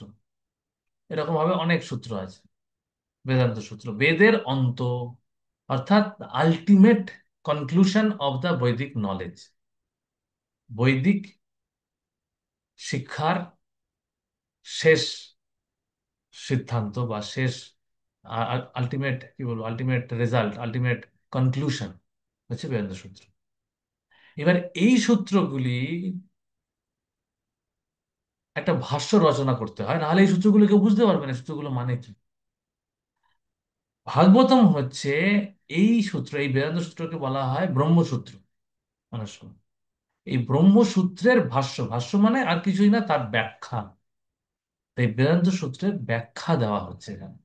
প্রথম শ্লোকে জন্মাদর্শ জিনিসের ব্যাখ্যা দেওয়া হয়। জন্মাদর্শ, যে আমার থেকেই সবকিছু সৃষ্টি হচ্ছে। জন্মাদর্শ, সমস্ত কিছুর আদি উৎস হচ্ছেন, তিনি হচ্ছেন ব্রহ্ম। ব্রহ্ম কি? হ্যাঁ, তিনি হচ্ছেন যা সবকিছুর উৎস, পরম ব্রহ্ম প্রকৃত। তা আমি আর বেদান্ত সূত্রের মধ্যে ঢুকছি না, আমি জাস্ট এক্সাম্পল দিলাম যে সেই রকম বেদান্ত সূত্রের ভাষ্য হচ্ছে শ্রীমদ্ ভাগবত। ভাষ্য মানে ব্যাখ্যা। এবার সেটা তাহলে কি দাঁড়ালো, যিনি বেদান্ত সূত্র রচনা করেছেন তিনি যখন তার ভাষ্য রচনা করছেন, তাহলে সেটা হয়ে গেল কি স্বাভাবিক ভাষ্য। এটা আর কোনো, আর সামনে কোনো আর কোনো মাধ্যম আর কেউ নেই। কিন্তু ধরুন বেদান্ত সূত্র ব্যাসদেব রচনা করেছেন, আরেকজন কোনো ব্যক্তি তার ভাষ্য দিচ্ছে, তাহলে সেটা হয়ে গেল সেকেন্ড হ্যান্ড ভাষ্য, তার ভাষ্যটা। কিন্তু যার রচয়িতা তিনি যে ভাষ্যটা দিচ্ছেন, তাহলে অথেন্টিসিটি বা যাকে বলা যেতে পারে যে প্রামাণিকতার দিক থেকে ব্যাসদেব রচিত ভাগবতমের থেকে বেদান্ত সূত্রের আর বড় ভাষ্য, আর আর সব মানে প্রামাণিক ভাষ্য আর কিছু হতে পারে না। এইটাকে বুঝতে হবে। এই জন্য এখানে এই সূত্রটা, এই শ্লোকটা দেওয়া হচ্ছে যে তিনি, এবং সেটা তিনি কখন রচনা করছেন? তিনি রচনা করছেন নারদ মুনির অনুরোধে, নারদ মুনির নির্দেশে। নারদ মুনি হচ্ছেন ব্যাসদেবের গুরুদেব, তার নির্দেশে রচনা করছেন। আর তিনি কে? ব্যাসদেব হচ্ছেন স্বয়ং ভগবানের অবতার। আমরা এবার এই ভাগবতম তিনি কোথায় রচনা করেছেন? এই ভাগবতমের রচনা কোথায় হয়েছে? ওই যে যেখানে গেছিলাম, ওই হ্যাঁ, সরস্বতী নদীর। হ্যাঁ, হ্যাঁ, হ্যাঁ। বদ্রীনারায়ণে ব্যাস গুহায় বসে তিনি রচনা করেছেন। সমস্ত শাস্ত্র তিনি সেখানে বসে রচনা করেছেন, ঠিক আছে। এবং তিনি অনেক শাস্ত্র রচনা করেছেন, তার কিছু শাস্ত্রগুলিকে তিনি প্রকাশ করেননি, সেইগুলি আমরা ওখানে দেখে এসেছি পাথর হয়ে আছে। আমরা সেটার ছবিও তুলেছি, হয়তো অনেকে তুলেছেন, অনেকে দেখেছেন ছবিটা। হুম। তা সেখানে ও বসে তিনি, ওই দেওয়ালের গায়ে যেগুলো লেখা ছিল ওইগুলো কি? না দেওয়ালের গায়ে না, ওর মাথার ওপরে ছিল। মাথার ওপরে পাথরের শিলার মতন যে স্তরগুলো ছিল, সেগুলো এক একটা অ্যাকচুয়ালি শাস্ত্র গ্রন্থ, ও ঠিক আছে। আচ্ছা। এইটা। তো এই ব্যাসদেব এত কিছু কেন লিখতে পেরেছেন? কারণ তাকে বলা হচ্ছে Literary incarnation of supreme personality of Godhead, ভগবানের সাহিত্যিক অবতার, ঠিক আছে। এবং ব্যাসদেব এখনো ব্যাস গুহায় অবস্থান করছেন, কিন্তু আমরা আমাদের মতন বদ্ধ জীবাত্মারা দেখতে পাই না। মুক্ত জীবাত্মারা ব্যাসদেবকে দেখতে পারেন, এবং তার মধ্যে একজন হচ্ছেন আমাদের পরম্পরায় যিনি হচ্ছেন ব্রহ্ম মধ্য মধ্বাচার্য। মধ্বাচার্য ভাগবত গীতার যে ভাষ্য লিখেছিলেন সেইটা তিনি ব্যাস গুহায় গিয়ে ব্যাসদেবকে দেখিয়ে, হ্যাঁ, মানে ওনারকে দেখিয়ে তিনি মানে ওনার দ্বারা স্বীকৃত নিয়ে ওনার স্বীকৃতি নিয়ে এসেছেন। ঠিক আছে, তার যে রচিত ভগবত গীতার যে ভাষ্যটা সেটা ব্যাসদেব বলেছেন, সেটা ঠিক আছে, সেখানে গিয়ে তিনি দেখা করে এসেছেন। ঠিক আছে, তাই সেরকম ব্যাসদেব ওখানে আছেন, অবস্থান করছেন, কিন্তু আমরা দেখতে পাবো। ওকে, তা সেই জন্য ব্যাসদেবের তাহলে একটা হচ্ছে কি, এখানে এখন এক নম্বর প্রশ্ন কেউ নোট করুন, শ্রীমদ্ ভাগবতমের প্রামাণিকতার কারণ কি, পরম প্রামাণিকতার কারণ কি? হুম, শ্রীমদ্ ভাগবত পুরাণের বিশেষত্ব কি, যদি আমরা এভাবে প্রশ্ন রাখি, শ্রীমদ্ ভাগবতমের বিশেষত্বটা কি? একটা হচ্ছে বিশেষত্ব বললে অনেক জেনারেল হয়ে যায় প্রশ্নটা, আমি বলছি না, প্রামাণিকতা। শ্রীমদ্ ভাগবতম পুরাণ, ভাগবত পুরাণ কেন বিশেষভাবে মানে প্রামাণিকতার, কি বলা যেতে পারে, আহ, মানে প্রামাণিকতার, এই যে প্রামাণিকতার সম্বন্ধে কোনো প্রশ্নই উঠতে পারে না, মানে প্রামাণিকতার শেষ কথা, মানে পরম প্রমাণ। শ্রীমদ্ ভাগবতম হচ্ছেন পরম প্রমাণ, বা এখানে বলা যেতে পারে অমল পুরাণ কেন বলা হয়। হ্যাঁ, শ্রীমদ্ ভাগবতমকে চৈতন্য মহাপ্রভু কেন অমল পুরাণ বলেছে, এই একটাই বুঝুন। এই এই এই এই অনুচ্ছেদের থেকে এই একটাই শিক্ষা আমরা পাচ্ছি, কেন অমল পুরাণ। তার কারণ আমি একটা বললাম কি, এই শ্রীমদ্ ভাগবতম হচ্ছে সবচেয়ে প্রামাণিক ভাষ্য। কেন প্রামাণিক ভাষ্য, তার একটা কারণ হচ্ছে এই শ্রীমদ্ ভাগবতম প্রকৃতপক্ষে কি, শ্রীমদ্ ভাগবতম প্রকৃতপক্ষে কি সেটা আগে জানলাম। শ্রীমদ্ ভাগবতম হচ্ছে বেদান্ত সূত্রের ভাষ্য, বেদান্ত সূত্রের ব্যাখ্যা করা হচ্ছে এখানে। বেদান্ত সূত্র সাধারণভাবে পড়ে আমরা বুঝতে পারবো না, কিন্তু সেটাকে যখন আমরা সুন্দর বিভিন্ন ঘটনা, এই যে বিভিন্ন রকম যে লীলা ভাগবতমে যে আছে, সেটার কারণ, সেটার পিছনে একটা করে, সেগুলো এক একটা সূত্রকে ব্যাখ্যা করছে আসলে। ভাগবতমের 10টা বিষয় আছে, সেই 10টা বিষয় কিন্তু আলটিমেটলি বেদান্ত সূত্রকে ব্যাখ্যা করছে, এবং তার মাধ্যমে আলটিমেটলি কিন্তু কি করছে, এই যে বাস্তব তত্ত্বটা কি সেই জায়গায় নিয়ে আসছে। সমস্ত লীলার একটাই উদ্দেশ্য,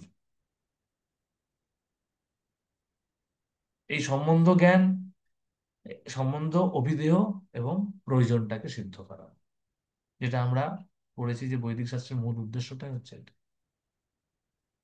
তাহলে এই প্রশ্নটা একটা হলো, তাহলে শ্রীমদ্ ভাগবতমকে চৈতন্য মহাপ্রভু কেন অমূল পুরাণ বলেছে। ঠিক আছে, শ্রীমদ্ ভাগবতম প্রমাণম অমলম, এরকম ভাবে একটা শ্লোক আছে, শ্রীনাথ চক্রবর্তীর লেখা। তো সেটা আমরা পরে আলোচনা করতে পারি, যেখানে বলা হচ্ছে যে উম, আহ, শ্লোকটা হচ্ছে উম, শুরুটা আমি ভুলে যাচ্ছি। হুম। আরাধ্য ভগবান ব্রজস তনয়া তদ্ধামম বৃন্দাবনম। হুম। আরাধ্য ভগবান ব্রজস তনয়া, শ্রীমদ্ ভাগবত, আরাধ্য ভগবান হচ্ছেন ব্রজস তনয়া, যেটা আমরা আগে একদিন আলোচনা করেছিলাম যে কেন ব্রজেশ তনয়া, সেটা আলাদা একটা আলোচনা হয়েছিল, যে স্বয়ং ভগবানকে নির্দেশ করা হচ্ছে ব্রজেশ তনয়া। হ্যাঁ, আরাধ্য ভগবান ব্রজেশ তনয়া তদ্ধামম বৃন্দাবনম রম্মা কচিদ ব্রজবধূ কল্পেন। হ্যাঁ, অর্থাৎ ব্রজবধূদের দ্বারা, ব্রজবধূদের দ্বারা একটা প্রথমে হচ্ছে সম্বন্ধ, যে ভগবানের সঙ্গে ব্রজেশ তনয়ের সঙ্গে সম্বন্ধ স্থাপন করতে হবে। আর অভিধেয় কি, কার অভিধেয় ফলো করতে হবে, অর্থাৎ এই ভক্তিটা কিভাবে করব সেটা কাদের থেকে শিখতে পারবো, বেস্ট হচ্ছে ব্রজবধূ বর্গেণ কল্পিতা। হ্যাঁ, আর তারপরে হচ্ছে শ্রীমদ্ ভাগবতম অমল পুরাণ। তো এরকম সেখানে এই শ্লোকটা আছে, সেখানে বলা হচ্ছে যে শ্রীমদ্ ভাগবতমকে মানে, এবং এই এই সমস্ত কিছুর প্রমাণ কি, প্রমাণ হচ্ছে শ্রীমদ্ ভাগবতম প্রমাণ। আমরা যা কিছু করছি শাস্ত্রের ভিত্তিতে করছি, মন গড়া কিছু করছি না, ভাগবতমের সিদ্ধান্তের ভিত্তিতে করছি। ভাগবতমের বাইরে কিচ্ছু নেই, যা কিছু আছে সবকিছু ভাগবতম থেকে। আর তার পুরো অ্যাপ্লিকেশন চৈতন্য চরিতামৃতের লীলাতে আমাদের, সেখানেও প্রমাণ দেওয়া হচ্ছে। ভাগবতম থেকে প্রমাণ দেওয়া হয়েছে, মহাপ্রভু স্বয়ং, হ্যাঁ, ব্রহ্মসূত্র মানে হচ্ছে ব্রহ্মসংহিতা তিনি উদ্ধার করেছেন কোন মন্দির থেকে? কার মনে আছে? আদি কেশব। হ্যাঁ, পারফেক্ট, আদিকেশব। থ্যাংক ইউ প্রভু। আদিকেশব কোথায় কোথায় দেখেছিলাম আমরা? আদি কেশব ওই ওই ইসের ওই মন্দিরটার পরে তো গেলাম আমরা। হ্যাঁ, কেরালে যাচ্ছে, পদ্মনাভ, কেরালে। পদ্মনাভর, হ্যাঁ কেরালায়, হ্যাঁ, কেরালা। কেরালে যাচ্ছে, ঠিক। আদি পদ্মনাভর পরে গেলাম আমরা। হুম। ঠিক। তা সেখান থেকে উদ্ধার করেছে। তো সেই জন্য এবার উদ্ধার করার উদ্দেশ্য এটা, এই প্রামাণিকতা প্রতিষ্ঠা করার জন্য, এই প্রামাণিকতা প্রতিষ্ঠা করার জন্য যে ব্রহ্ম সংহিতার মাধ্যমে, ব্রহ্ম সংহিতা হচ্ছে আরেকটি প্রামাণিক গ্রন্থ। শ্রীমদ্ ভাগবতমের নির্যাস দেওয়া হয়েছে ব্রহ্ম সংহিতা। একবার আমার মনে আছে, ভক্তের সাহেব মহারাজ বলছিলেন যে ভাগবতম অনেক বড়, ভাগবতম তো পড়তে হবে আমাদের, হ্যাঁ, ভাগবতম অনেক বড়, তা অনেক বড় ভাগবতম পড়াটার অনেক ডিফিকাল্ট মনে হতে পারে। আমি যদি সংক্ষেপে ভাগবতমকে সংক্ষেপে বুঝতে চাই, তাহলে আমরা ব্রহ্মসংহিতা পড়তে। তো ব্রহ্মসংহিতা অনেক কিছু আছে। ব্রহ্মসংহিতার যে ভাষ্য, ব্রহ্মসংহিতার যে টিকা ভক্তি সিদ্ধান্ত সরস্বতী ঠাকুর লিখেছেন, ইংলিশে লিখেছেন, সেটা মানে পড়তে গেলে তো ডিকশনারি খুলে বসতে হয়, এমন ওয়ার্ড ইউজ করেছে। আর সেটা ডিকশনারি খুলে বোঝার পরেও বুঝতে পারা যাবে, এমন ভাবে লেখা আছে। এত কঠিন ভাব, কঠিন ভাব, মানে অনেক, মানে খুবই বিদগ্ধ ভাষ্য। তা সেটাও অনেক সময় অসুবিধা হতে পারে। তাহলে সে ব্রহ্মসংহিতার যে নির্যাস দেওয়া হয়েছে কোথায়? হ্যাঁ, নির্যাস দেওয়া হয়েছে হচ্ছে শিক্ষাষ্টকমের 8টা শ্লোকে। হ্যাঁ, শিক্ষাষ্টকমের 8টা শ্লোকে ব্রহ্মসংহিতার নির্যাস দেওয়া হয়েছে। এখন শিক্ষাষ্টম 8টা শ্লোক যেটা আমরা প্রতিদিন পাঠ করেছি, তার উপরে আমরা ক্লাসও নিয়েছি, ভক্তি সরস্বতী ঠাকুরের টিকা আলোচনা করেছি। আমার সাথে মনে হতে পারে যে সেটাও অনেক বড়, অনেক কিছু ওখানে বুঝতে পারি না। তাহলে তার নির্যাস কি? শিক্ষাষ্টকমের 8টা শ্লোকের নির্যাস কি? নির্যাস হচ্ছে মহামন্ত্র কীর্তন করা, হরে কৃষ্ণ কৃষ্ণ কৃষ্ণ হরে হরে, হরে রাম রাম। তা উনি একদিন এভাবে বোঝাচ্ছিলেন, আমার এখনো মনে আছে, কোনো একটা ক্লাসে বলছিল। কলকাতায় কোনো একটা এরকম ব্রহ্মসংগীতের উপরে সেমিনার দিচ্ছিলেন, সেখানে হয়তো বলেছিল, গুরু সদস্য হয়েছিল অনেক বছর আগে, আমার মনে আছে এখন। তা তা সবকিছুই আমাদের, আমাদের এই গৌড়ীয় বৈষ্ণব পরম্পরা আছে। হ্যাঁ, আমাদের গৌড়ীয় বৈষ্ণব পরম্পরায় অত্যন্ত প্রামাণিক শাস্ত্রের ভিত্তিতে প্রতিষ্ঠিত প্রত্যেকটা জিনিস, আমাদের শাস্ত্রের ভিত্তিতে যা কিছু আছে, তা সেটা আমাদের বুঝতে হবে। আর এখানে আমরা কি করা হচ্ছে, তিনি হচ্ছেন বৈদিক শাস্ত্রগ্রন্থের প্রণেতা, আর তিনি নির্দেশ দিচ্ছেন যে অন্য শাস্ত্রগ্রন্থ অধ্যয়ন করার কোনো প্রয়োজন নেই। তার মানে এটা নয় যে অন্যান্য শাস্ত্রগ্রন্থের প্রতি আমরা অপমানমূলক কোনো, মানে কি বলবো, নিকৃষ্ট স্তরে দেখবো, তা না। বিষয়টা হচ্ছে যে কলিযুগের মানুষের হাতে সময় কম। আমরা দেখবো এরপরে, প্রায় অল্প আয়ুষ কালস্মিন যুগে জানা মধ্য সুমন্ত মতয় মন্দ ভাগ বিভিন্ন ভাবে উপদ্রুত পরিস্থিতি। এখন একটা উপদ্রুত অবস্থা এখানে, হঠাৎ করে কোনো একটা ব্যান্ড বাজতে বাজতে বাজতে আসছে, এটা শুরু হয়ে গেল উপদ্রব, তো এখন চালু হয়ে গেল। কেন হচ্ছে? তো এরকম বিভিন্ন রকম পরিস্থিতি চলতে পারে, কিন্তু আমাদের হাতে সময় কম। সেই জন্য শ্রীমদ্ ভাগবতমে আমাদের ভক্তি জীবনের জন্য যা দরকার সব দেওয়া হচ্ছে। সুতরাং আলাদা করে আর কোথাও কোনো কিছু বোঝার দরকার নেই। আমরা এইটাকে নিয়ে কি আশ্রয় নিতে আমরা একটু হোল্ড করবো না।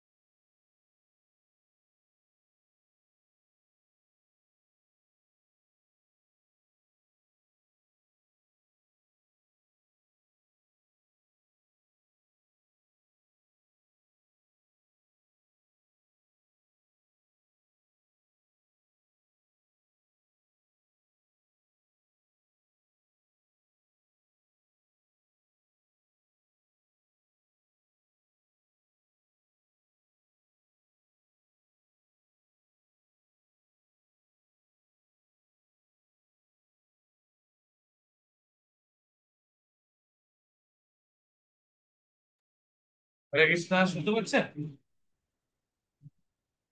হ্যাঁ প্রভু, একটু ইকো হচ্ছে, কোথায় হ্যাঁ হচ্ছে প্রভু। বুঝতে এখন পারছি না। আওয়াজটা আসছে? তাও কিছুটা তো আসছে নাকি? হ্যাঁ প্রভু, আওয়াজ একটু আসছে। আসছে, আসছে, আসছে না আসছে না? আসছে আসছে, আসছে প্রভু। আসছে। আসছে, আওয়াজ আসছে, আগের আওয়াজের মতন আসছে। তাই হোক, আমাদের সময় শেষ হয়ে এসেছে। তো এখানে যেটা মূল বিষয়টা হচ্ছে যে তিনি নির্দেশ দিয়েছেন যে অন্যান্য সকল এর কারণটা যে এখান থেকে আমরা বেদান্ত সূত্রের ভাষ্যই পেয়ে গেল। তো সমস্ত বৈদিক শাস্ত্রের যে আলটিমেট নির্যাস, তার ভাষ্য পেয়ে গেল। তাহলে আর শাস্ত্রের পর আমি সবকিছু এখানে পেয়ে গেলাম। তাই আর যে শাস্ত্রের সাথে সেটা প্রভু হলো, একটা রিকোয়েস্ট ছিল প্রভু, আপনার কথাটা না মানে শোনা যাচ্ছে না, এবার হেজি আসছে পুরো কথাটা একদম, তাও বা যাও আসছিল, এখন পুরো একদম হয়ে যাচ্ছে।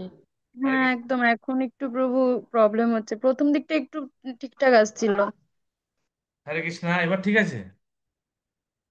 হ্যাঁ প্রভু, এখন ঠিক আছে, এবার এরপরে যে হরে কৃষ্ণ বললেন এটা ঠিক আছে। আচ্ছা ঠিক আছে, ওকে। এখানে হঠাৎ কি শুরু হয়ে গেল, আওয়াজ শুরু হচ্ছে। তো যাই হোক, তাই এখানে আমাদের সেই বিষয়টা বলা হচ্ছে, দেবদেবীদের ঘোষণা করার বিভিন্ন পন্থা নির্দেশিত হয়েছে অন্যান্য পুরাণে, যেটা এখানেও আমরা পাবো। আমরা এখানেও পাবো শ্রীমদ্ ভাগবতমের দ্বিতীয় স্কন্ধে আলোচনা করবেন এই দেবীকে পুজো করলে এই হবে, এই দেবকে এই দেবতাকে পুজো করলে এই পাবেন, এভাবে সুখদেব গোস্বামী বলতে থাকবেন। তারপর লাস্টে তিনি গিয়ে বলবেন অকাম সর্ব কাম বা মোক্ষ কাম উদার বিপ্রেম যোগেন যজের পরম। শেষে গিয়ে তিনি বলবেন আপনার মধ্যে কামনা থাকুক না না থাকুক, মোক্ষ কামনা থাকুক, তীব্রের ভক্তি যোগের মাধ্যমে ভগবানকে আরাধনা করা হচ্ছে, সেটা বলবেন। সবকিছু ওখানে আছে, সংক্ষিপ্ত ভাবে সবকিছু এখানে আছে। সমস্ত কিছু সার দিচ্ছে। আমরা বুঝলাম। আরেকটা কি এখানে লিখছে যে কেন আমাদের অন্যান্য শাস্ত্র গ্রন্থ দরকার নেই, তার কারণ হচ্ছে অন্যান্য শাস্ত্র গ্রন্থে যে দেবদেবীদের কথা বলা হচ্ছে, ভগবান হচ্ছেন সেই দেবদেবীদের, সেই দেবদেবীরা হচ্ছেন ভগবানেরই অংশ সন্দেশ। আমি যখন পূর্ণকে জেনে নেব, তখন আলাদা করে সেই অংশ সন্দেশ বিষয়কে জানা দরকার নেই। তাই না? আর আমরা দেখবো যেরকম, হ্যাঁ আমরা দেখেছি, আমরা দেখবো ভাগবতমে আছে আহ, ভরত মহারাজের প্রসঙ্গে, জড় ভরতকে যখন ডাকাতরা আক্রমণ করছে, তখন হ্যাঁ সেখানে মা কালী এসে সেই ডাকাতদেরকে মেরে দিচ্ছে। ও সেই মন্দির থেকে বেরিয়ে এসে, মন্দির থেকে বেরিয়ে এসে হ্যাঁ সেই ডাকাতদেরকে মেরে দিচ্ছে। আর সেই মন্দিরটা আমি দেখে এসেছি, কুরুক্ষেত্রে সেই মন্দিরটা আছে। যেই মন্দির থেকে, যেই মন্দিরের সামনে, মন্দিরের কালী মায়ের কাছে জড়ভরতকে নিয়ে যাওয়া হয়েছিল বলি দেওয়ার জন্য, সেইখানে সেই কালী মা বেরিয়ে এসে ভরত মহারাজকে রক্ষা করেছে। সেই মন্দিরটাও আছে। তো জায়গা আমি কোথায় ছবিও পাঠিয়েছিলাম, মনে নেই। হ্যাঁ, কুরুক্ষেত্রে এরকম জায়গাটা আছে। সেই সমস্ত দেবদেবীরা যে আমরা দেখতে পাবো যে ভগবানকে সাহায্য, ভগবান ও ভগবানের ভক্তকে সাহায্য করার জন্য তারা, আমরা দেখতে পেয়েছি কংসকে হত্যা করার ক্ষেত্রে দুর্গা দেবী হয়ে তিনি কংসকে, কংসের হাত থেকে ছিটকে বেরিয়ে চলে, তাকে আর মারতে পারে। সেখানেও দেবদেবীরা তার কথা শুনে মানে ভগবানের সঙ্গে সম্পর্ক দেখেছি আসলে, সেখানে আছে। এইভাবে আমরা দেবদেবীদের কথাও পেয়ে থাকি, বিভিন্ন দেবতাদের কথা পেয়ে থাকি, ভাগবত ইন্দ্রের কথা পেয়ে থাকি, এগুলো এখানে। তাই পরমেশ্বর ভগবানের আরাধনা করলে আর অন্য দেবদেবীর পূজা করতে হয়। তার মানে এটা নয় যে কখনোই আমরা অন্যান্য দেবদেবীদের প্রতি অশ্রদ্ধা করি। আমরা এখানে দেবাদিদেব মহাদেবের কথা শুনি, আমরা ব্রহ্মাজির কাছ থেকে ব্রহ্মাজি স্তুতি শুনি, শিবজি কিভাবে স্তুতি করছেন দেখ। এইভাবে আমরা বিভিন্ন দেবদেবীদের প্রসঙ্গ আমরা আমরা আহ, দক্ষের কথা শুনবো, দক্ষ একজন দেবতা। আমরা এবার যে হরিদ্বারে গিয়েছিলাম, সেখানে যেখানে দক্ষ যজ্ঞ হয়েছিল সেই জায়গাটাতে আমরা গিয়েছি, সেখানে আমরা দেখেছি। সুতরাং ভাগবতের বিভিন্ন অধ্যায় দেবদেবীদের কথা বলা হচ্ছে, সেখানে আমরা দেখতে পাবো যে হ্যাঁ, শেষ পর্যন্ত কিভাবে আহ, ভগবানের পরমেশ্বরত্ব, কৃষ্ণস্থ ভগবান স্বয়ং, সেই সিদ্ধান্ত প্রতিষ্ঠিত হচ্ছে বা বিষ্ণু তত্ত্ব, হ্যাঁ, যে স্বয়ং সেটা ভগবান, তিনি যে পরমেশ্বর ভগবান, আপনাদের জন্য সবাই সম্পর্কিত সেটি। এই কারণে চৈতন্য মহাপ্রভু শ্রদ্ধাকে মঙ্গল পুরাণ বলে অভিহিত করেছেন, এবং ওনার পুরাণ থেকে তার সাধন বিশেষত্ব, এটা হচ্ছে শ্রীমদ্ ভাগবতম কেন অন্যান্য গ্রন্থ থেকে স্বতন্ত্র, কেন অমলা পুরাণ, সেটা আমরা জানতে পারি। এবং সেটি রচনা হয়েছিল ব্যাসদেবের। এই জন্যই বলা হচ্ছে যে শ্রীমদ্ ভাগবত মহামুনি কৃতে কিংবা পরবীর, এই লাইনটা।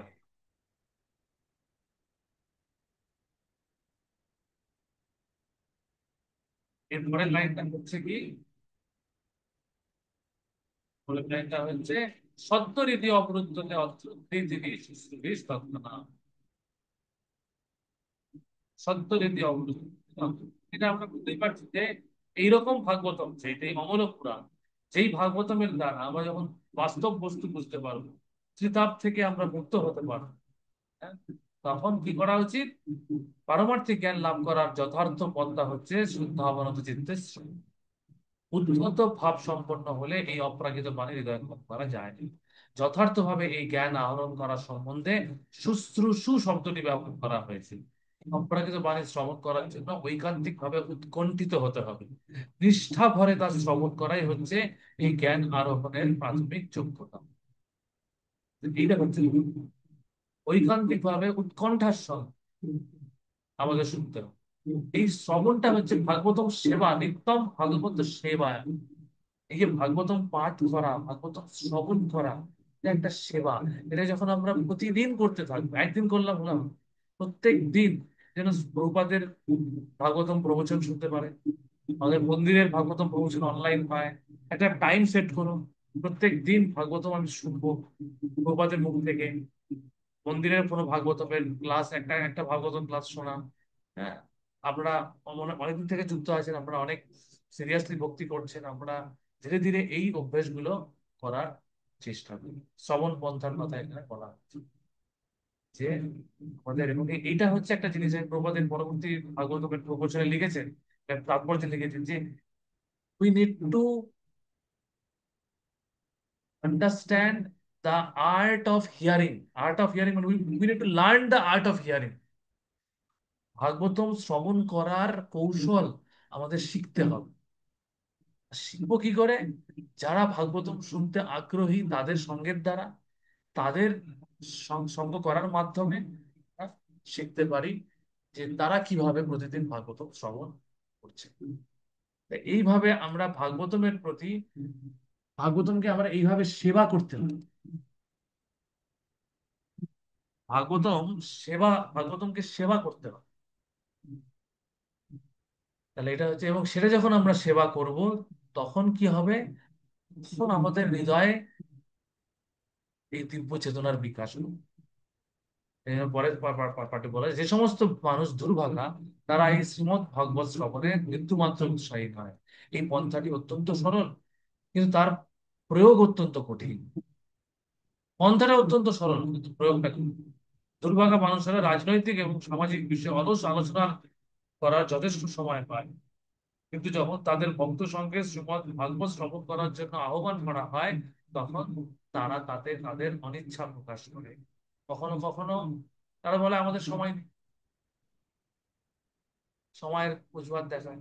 কখনো কখনো পেশাদারী ভাগবত পাঠকেরা শুরুতেই পরমেশ্বর ভগবানের অতি অন্তরঙ্গ এবং অতি গোপনীয় লীলাবিলাসের আলোচনা করে, যা শুনে আপাত দৃষ্টিতে মনে হয় যেন একটি কাম বিষয়ক গ্রন্থ। শ্রীমদ্ ভাগবত শ্রবণ করতে হয় প্রথম দিন। এই গ্রন্থটির বিষয়বস্তু হৃদয়ঙ্গম করার যোগ্যতা সম্বন্ধে শ্লোকে বলা হয়েছে, বহু স্বীকৃতি অর্জন করার ফলে শ্রীমদ্ ভাগবতম শ্রবণ করার যোগ্যতা লাভ করে। বুদ্ধিমান মানুষেরা তাদের চিন্তাশীল বিচারের দ্বারা উপলব্ধি করতে পারেন যে মহর্ষি বেদব্যাস আশ্বাস দিয়ে গেছেন যে শ্রীমদ্ ভাগবত শ্রবণ করার মাধ্যমে পরমেশ্বর ভগবানকে জানা যায়।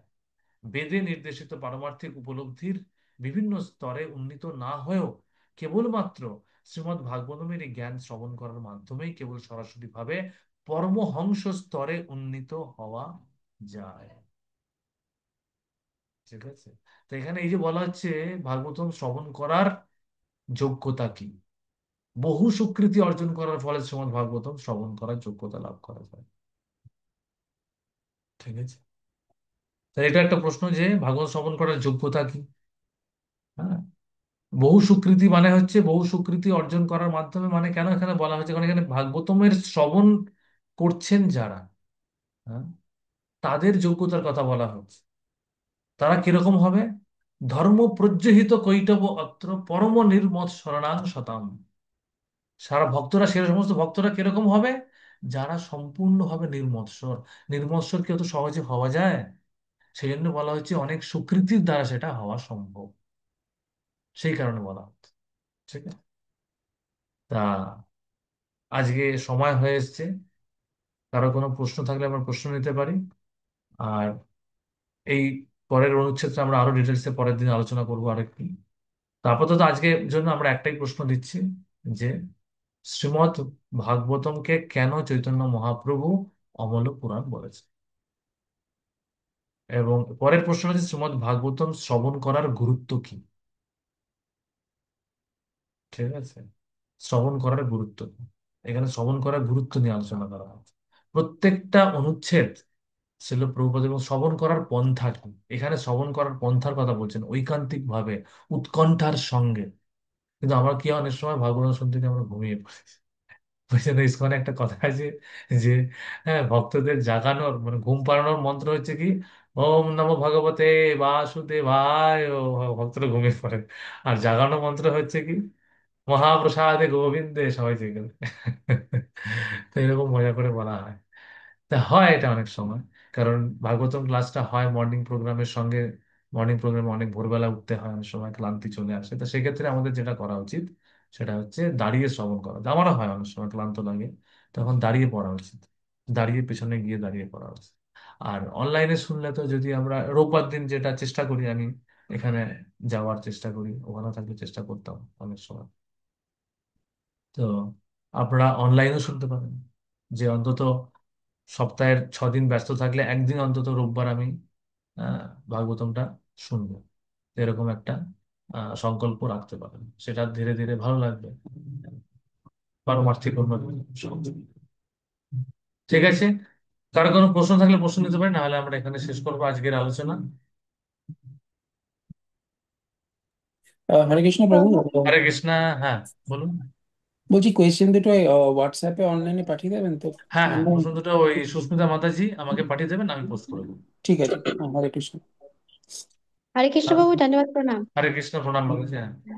প্রভু বলছি যে এই গুরুত্ব আর যোগ্যতা, মানে যোগ্যতা হুম। দুটো তো, যোগ্যতা তো বললাম যেটা সম্পূর্ণভাবে নিরমৎসর হয়ে শ্রবণ স্বীকৃতি, করতে হবে, স্বীকৃতির দ্বারা, বহু স্বীকৃতির দ্বারা স্বীকৃতির সেটা দ্বারা। সম্ভব। কিন্তু হ্যাঁ, আর আজকের দিনে শ্রীমদ্ ভাগবতমকে শিল প্রভুপাদ যেভাবে সহজলভ্য করে তুলেছেন, হ্যাঁ, যে আমাদের মানে স্বীকৃতি শিল প্রভুপাদের মাধ্যমে অলরেডি আমরা লাভ করে আছি, একদিক থেকে বহু স্বীকৃতি লাভ করে গিয়েছি এই ইসকনের সঙ্গে যুক্ত হওয়া। অনেক সময় আমরা ভাবি, অনেক সময় অনেকে ভাবতে পারে যে আমারও আগে এরকম মনে হতো যখন প্রথম প্রথম এসেছি। সবসময় এরকম বলা হয় যে ইসকন মানে খুব ফরচুনেট, আমরা খুব ফরচুনেট। আমরা ভাবতাম যে, আমি ভাবতাম মনে মনে যে হয়তো ইসকনের অ্যাডভার্টাইজমেন্ট করছে ওরা, ইসকনকে তারা বিয়ে করছে, হ্যাঁ, প্রমোট করার চেষ্টা করছে। তা যখন ধীরে ধীরে পড়তে শুরু করলাম গ্রন্থগুলো ছিল প্রবন্ধ, তখন বুঝতে পারলাম যে হ্যাঁ, এই ইসকনের সঙ্গে যুক্ত হয়ে হতে যে পেরেছি, এটা একটা আমাদের বিশাল বড় স্বীকৃতি আছে বলেই হতে পেরেছি। সেইটার জন্য আমরা এই সুযোগগুলো পাচ্ছি। যারা আজকে ইসকনের সঙ্গে যুক্ত নয়, বা ইসকনের মতন অনেক পারমার্থিক সংস্থা আজকে আছে, আছে, তারাও আছে। আমি এরকম বলছিলাম, গৌরীয় বৈষ্ণব অনেক সুন্দর প্রচার করছে, গৌরীয় পরম্পরার ধারায় তারা যারা আছে তারাও করছে, অনেকেই করছে। আমরা কারোর প্রতি কোন রকম অসম্মান প্রদর্শন করবো না, তারাও করছেন তাদের মতন করে। হ্যাঁ, ইসকনও করছে। ইসকনে আসা এরকম বৈষ্ণবদের কোনো বোনাফাইড পরম্পরা যারা আছে, 4টে বোনাফাইড পরম্পরা সম্বন্ধে আমি জানি, সেটাতে যুক্ত হওয়াটাই হচ্ছে একটা বিষয়। সেটা কি জন্য এখানে বলা হচ্ছে কি, বহু স্বীকৃতির বর্জনের ধারা। আজকে আমাদের ইসকনের মূল উদ্দেশ্যটা যে ভাগবত ধর্মকে প্রচার করা। আর সেটা প্রভুপাদ চেয়েছেন কি, প্রভুপাদ না, প্রহ্লাদ মহারাজ চেয়েছেন আজ থেকে কত কোটি বছর আগে, কত লক্ষ, কত কোটি বছর, লক্ষ বছর আগে, যে তিনি চেয়েছেন কি, তিনি চেয়েছেন যে হ্যাঁ, একদম বাল্য বয়স থেকে, কৌমারং আচরণ প্রজ্ঞা, কৌমার থেকে, কৌমারং আচরণ প্রজ্ঞা ভাগবতম, এই যে ভাগবত ধর্ম কৌমার বয়স থেকে শুরু করা, এইভাবে। এটা হচ্ছে যোগ্যতা, যে ভাগবত শোনা। হ্যাঁ, এবার কি, ভাগবতমের শ্রবণ যে করবে তাকে নির্মৎসর হতে হবে, সেই জন্য সুকৃতি হবে। সেই থেকে দেখতে গেলে একটা হচ্ছে আমরা সুযোগ তো পেয়েছি, যে আমাদের মধ্যে নির্মৎসরতা এখনো পুরোপুরি হয়ে উঠতে পারেনি, মৎসরতা আছে, কিন্তু শুনতে শুনতে যাবে, শুনতে শুনতে যাবে। ঠিক আছে, এই জন্য বলছে শ্রবণাদি শুদ্ধ চিত্তে করহে উদয়, নিত্য সিদ্ধ কৃষ্ণ প্রেম সাধ্য কবু নয়, শ্রবণাদি শুদ্ধ চিত্তে করহে উদয়। এই যে শ্রবণাদি, শ্রবণটা করবো, শ্রবণাদি মানে নববিধা ভক্তি কথা বলা আছে, শ্রবণ আদি, আদি মানে শ্রবণ থেকে শুরু করে, শ্রবণ থেকে শুরু করে আত্মনিবেদন পর্যন্ত টোটাল যে নববিধা ভক্তি করা আছে, সেই শ্রবণ দিয়ে শুরু হচ্ছে। আর এই শ্রবণ আমরা করবো কি, ভাগবত শ্রবণ, ভাগবতম বা ভাগবতম বিষয় বিষয়। ঠিক আছে, তা দুটো প্রশ্ন আমি দিলাম, একটা হচ্ছে যে চৈতন্য মহাপ্রভু কেন শ্রীমদ্ ভাগবতকে অমল পুরাণ বলেছেন, দ্বিতীয় হচ্ছে শ্রীমদ্ ভাগবত শ্রবণ করার পন্থা কি, তৃতীয় হচ্ছে শ্রবণ করার গুরুত্ব কি, চতুর্থ হচ্ছে শ্রবণ করার যোগ্যতা। এটা একসঙ্গে লিখুন, এটা এটা এটা একটাই প্রশ্ন। শ্রীমদ্ ভাগবতম শ্রবণ করার পন্থা, যোগ্যতা আর গুরুত্ব, তিনটে জিনিস। এটা একটা প্রশ্ন, ছোট ছোট ছোট ছোট তো হরে অ্যান্সার। কি, হ্যাঁ, তো বলবো। হ্যাঁ, তো একটা জিনিস একটু বলুন, কালকে যেমন হচ্ছিল, আমি একটা জায়গায় খটকা লেগেছে ওই জন্য বললাম। এখানে বলছে প্রভু চেতনার বিকাশ, ব্যাপারটা পরিপক্কতা সে সব বুঝলাম। তো প্রভু যেটা আপনি আগে বলেছিলেন ডিসকভার ইয়োরসেলফ পড়াতে গিয়ে, যখন চেতনাটা আপনি বুঝিয়েছিলেন একটা প্রিজমের মধ্যে দিয়ে, যখন চেতনা একটা শক্তির প্যাকেট, ঠিক আছে, ও যাচ্ছে যখন রিফ্লেক্ট হচ্ছে, মানে আত্মাটা যতটা পরিষ্কার হবে চেতনা তত ভালো হবে, যেরকম আপনি বলেছিলেন, ঠিক আছে। আমার বক্তব্য হচ্ছে তো, একটা এক্সাম্পল ছিল কালকের ক্লাসে, সেটা হচ্ছে যে আত্মা বেরিয়ে গিয়ে দেখছে আবার ওখানে ঢুকে আসছে, ঠিক সেই টাইমে চেতনাটা আত্মার সঙ্গে আছে নাকি, চেতনাটা তো আত্মাটা তো আমাদের হৃদয়, তোমার হৃৎপিণ্ডে আছে, তাই তো, ভুল না করি, হুম, হৃৎপিণ্ডে থাকে তো। হুম, হ্যাঁ, তাহলে নির্দেশে চেতনাটা তো ওঠে। রিফ্লেক্ট হচ্ছে। হুম। হ্যাঁ, তাহলে চেতনাটা তো রিফ্লেক্ট হচ্ছে, তাহলে ওই চেতনাটার ওইখানে গিয়ে ব্যাপারটা কি, আমি জায়গাটা বুঝতে পারি। ব্যাপারটা হচ্ছে বুঝতে হবে প্রথমে, সেটা হচ্ছে আত্মা যেটা আছে, আত্মা আমাদের হৃদয়ের মধ্যে বলছে কি হৃদ দেশে আছে। ভালো করে ব্যাপারটা ব্যাপারটা বলুন, হৃদয়ের রিজিয়ানে, ইন দা হার্ট রিজিয়ানে, হার্টের রিজিয়ানে আছে, মানে ওই রিজিয়ানে আত্মাটা আছে। ঠিক আছে, আচ্ছা, আত্মাটা যতক্ষণ শরীরে আছে, ঠিক আছে, আত্মাটা যতক্ষণ শরীরে আছে ততক্ষণ শরীরের সমস্ত কার্যকলাপ চলছে। ঠিক আছে, আর রিফ্লেকশনটা আমরা, আত্মার উপস্থিতিটা আমরা বুঝতে পারছি কি, চেতনার মাধ্যমে। আমরা চেতনা, একজন একজন বস্তু চেতন, সেজন্য বুঝছি তার মধ্যে আত্মা আছে। একজন শেষে, সেজন্য তাকে বলছি সজীব। ঠিক আছে, সজীব বস্তু। এইবার কি হচ্ছে, মৃত্যু, মৃত্যু মানে কি, মৃত্যু মানে হচ্ছে আত্মা বেরিয়ে যাচ্ছে দেহ থেকে। কোন দেহ থেকে বেরোচ্ছে, স্থূল দেহ থেকে বেরোচ্ছে। আত্মা একা বেরোচ্ছে? না প্রভু, ওর সঙ্গে তো মন বুদ্ধি অহংকার যেটা আত্মার মন সাথে বুদ্ধি লেগে আছে, অহংকার সূক্ষ্ম। বেরোচ্ছে, এক্স্যাক্টলি। তাহলে সূক্ষ্ম দেহকে নিয়ে বেরোচ্ছে। এবার হচ্ছে কথা যে, এবার আপনার প্রশ্ন যেটা, সেটা হচ্ছে যে আত্মা তো তার জায়গা থেকে বেরিয়ে গেল, হৃদয়ের মধ্যে নেই, তাহলে তাহলে কোথায় না আছে সে তো, ওটাই তো, তাহলে চেতনাটা কোথায় গেল, চেতনাটা? আমি হ্যাঁ, ঠিক এবার বুঝতে পারি। চেতনাটা তখন হ্যাঁ, কোথায় আছে, চেতনাটা তখন স্থূল দেহর বদলে সূক্ষ্ম দেহে আছে। আচ্ছা। বুঝতে পারলাম? সূক্ষ্ম দেহটাও একটা দেহ। সূক্ষ্ম দেহটা মন বুদ্ধি অহংকার দিয়ে একটা দেহ তৈরি হয়েছে। আমাদের এই যে জড় দেহটা, আমি এক্সাম্পল দিয়েছিলাম কিভাবে। আজকে আমি একটা চাদর গায়ে দিয়ে আছি, এটা আপনারা দেখতে পাচ্ছেন। এর তলায় তো আরেকটা জামা পরে আছেন, ঠিক আছে? এবার কি হচ্ছে, আমি কিন্তু তারও ভেতরে আছি। এবার আমি এই চাদরটা সরিয়ে দিলাম, গ্রস বডি স্থূল দেহটাকে ছেড়ে দিলাম। এবার আমার সূক্ষ্ম দেহটাকে দেখতে পাচ্ছি, সূক্ষ্ম দেহটা আছে, তার মধ্যে আত্মা আছে। এখন এই সূক্ষ্ম দেহের মধ্যে দিয়ে আমাকে দেখতে পাচ্ছে না। এবার আমি হুম। এটা এক্সাম্পল দিচ্ছি, সূক্ষ্ম দেহটা এখানে একটা জড় দেহের মতো, জড় একটা পদার্থের মধ্যে, জামার মধ্যে দিয়ে বোঝাচ্ছি। কিন্তু অ্যাকচুয়ালি সূক্ষ্ম দেহটাকে আমরা দেখতে পাচ্ছি না, সেজন্য সূক্ষ্ম বলছি। আমরা জড় ইন্দ্রিয় দিয়ে সূক্ষ্ম দেহকে অনুভব করতে পারছি না বলে সেটাকে সূক্ষ্ম বলা হচ্ছে। আর স্থূল মানে হচ্ছে সেটা আমরা জড় ইন্দ্রিয় দিয়ে অনুভব করতে পারছি বলে সেটাকে স্থূল বলছি। এবং এরপর আমি একটা জিনিস বলছি, আমাদের আত্মা আছে, আত্মার একটা রূপ আছে, সেই রূপ অনুযায়ী সূক্ষ্ম দেহরও আছে, সূক্ষ্ম দেহরও একটা রূপটা নিয়েছি সেইভাবে। আমার শরীরের অনুযায়ী তো এই পাঞ্জাবিটা পরে আছে আমি, না? ঠিক আছে, এর উপর আমি একটা কোট পরলাম, সেটা হচ্ছে ওই সূক্ষ্ম দেহ অনুযায়ী কোটটা। তার মানে কি, প্রথমে আত্মা, তারপরে সূক্ষ্ম দেহ, তারপরে জড় দেহ। এবার কি হলো, জড় দেহ থেকে বেরিয়ে আসছে কে? যতক্ষণ না পর্যন্ত আমরা সম্পূর্ণভাবে শুদ্ধ ভক্তে পরিণত হচ্ছি ভগবত ধামে যাওয়ার জন্য, ততক্ষণ সূক্ষ্ম দেহ আমাদেরকে ছাড়বে না। সূক্ষ্ম দেহকে নিয়েই আমাদের বেরোতে হবে। সূক্ষ্ম দেহই আমাদের ডাইরেকশন দেবে। আমি বলেছিলাম একটা কথা, সূক্ষ্ম দেহর কাজ হচ্ছে আমাদের নেক্সট দেহে নিয়ে যাচ্ছে।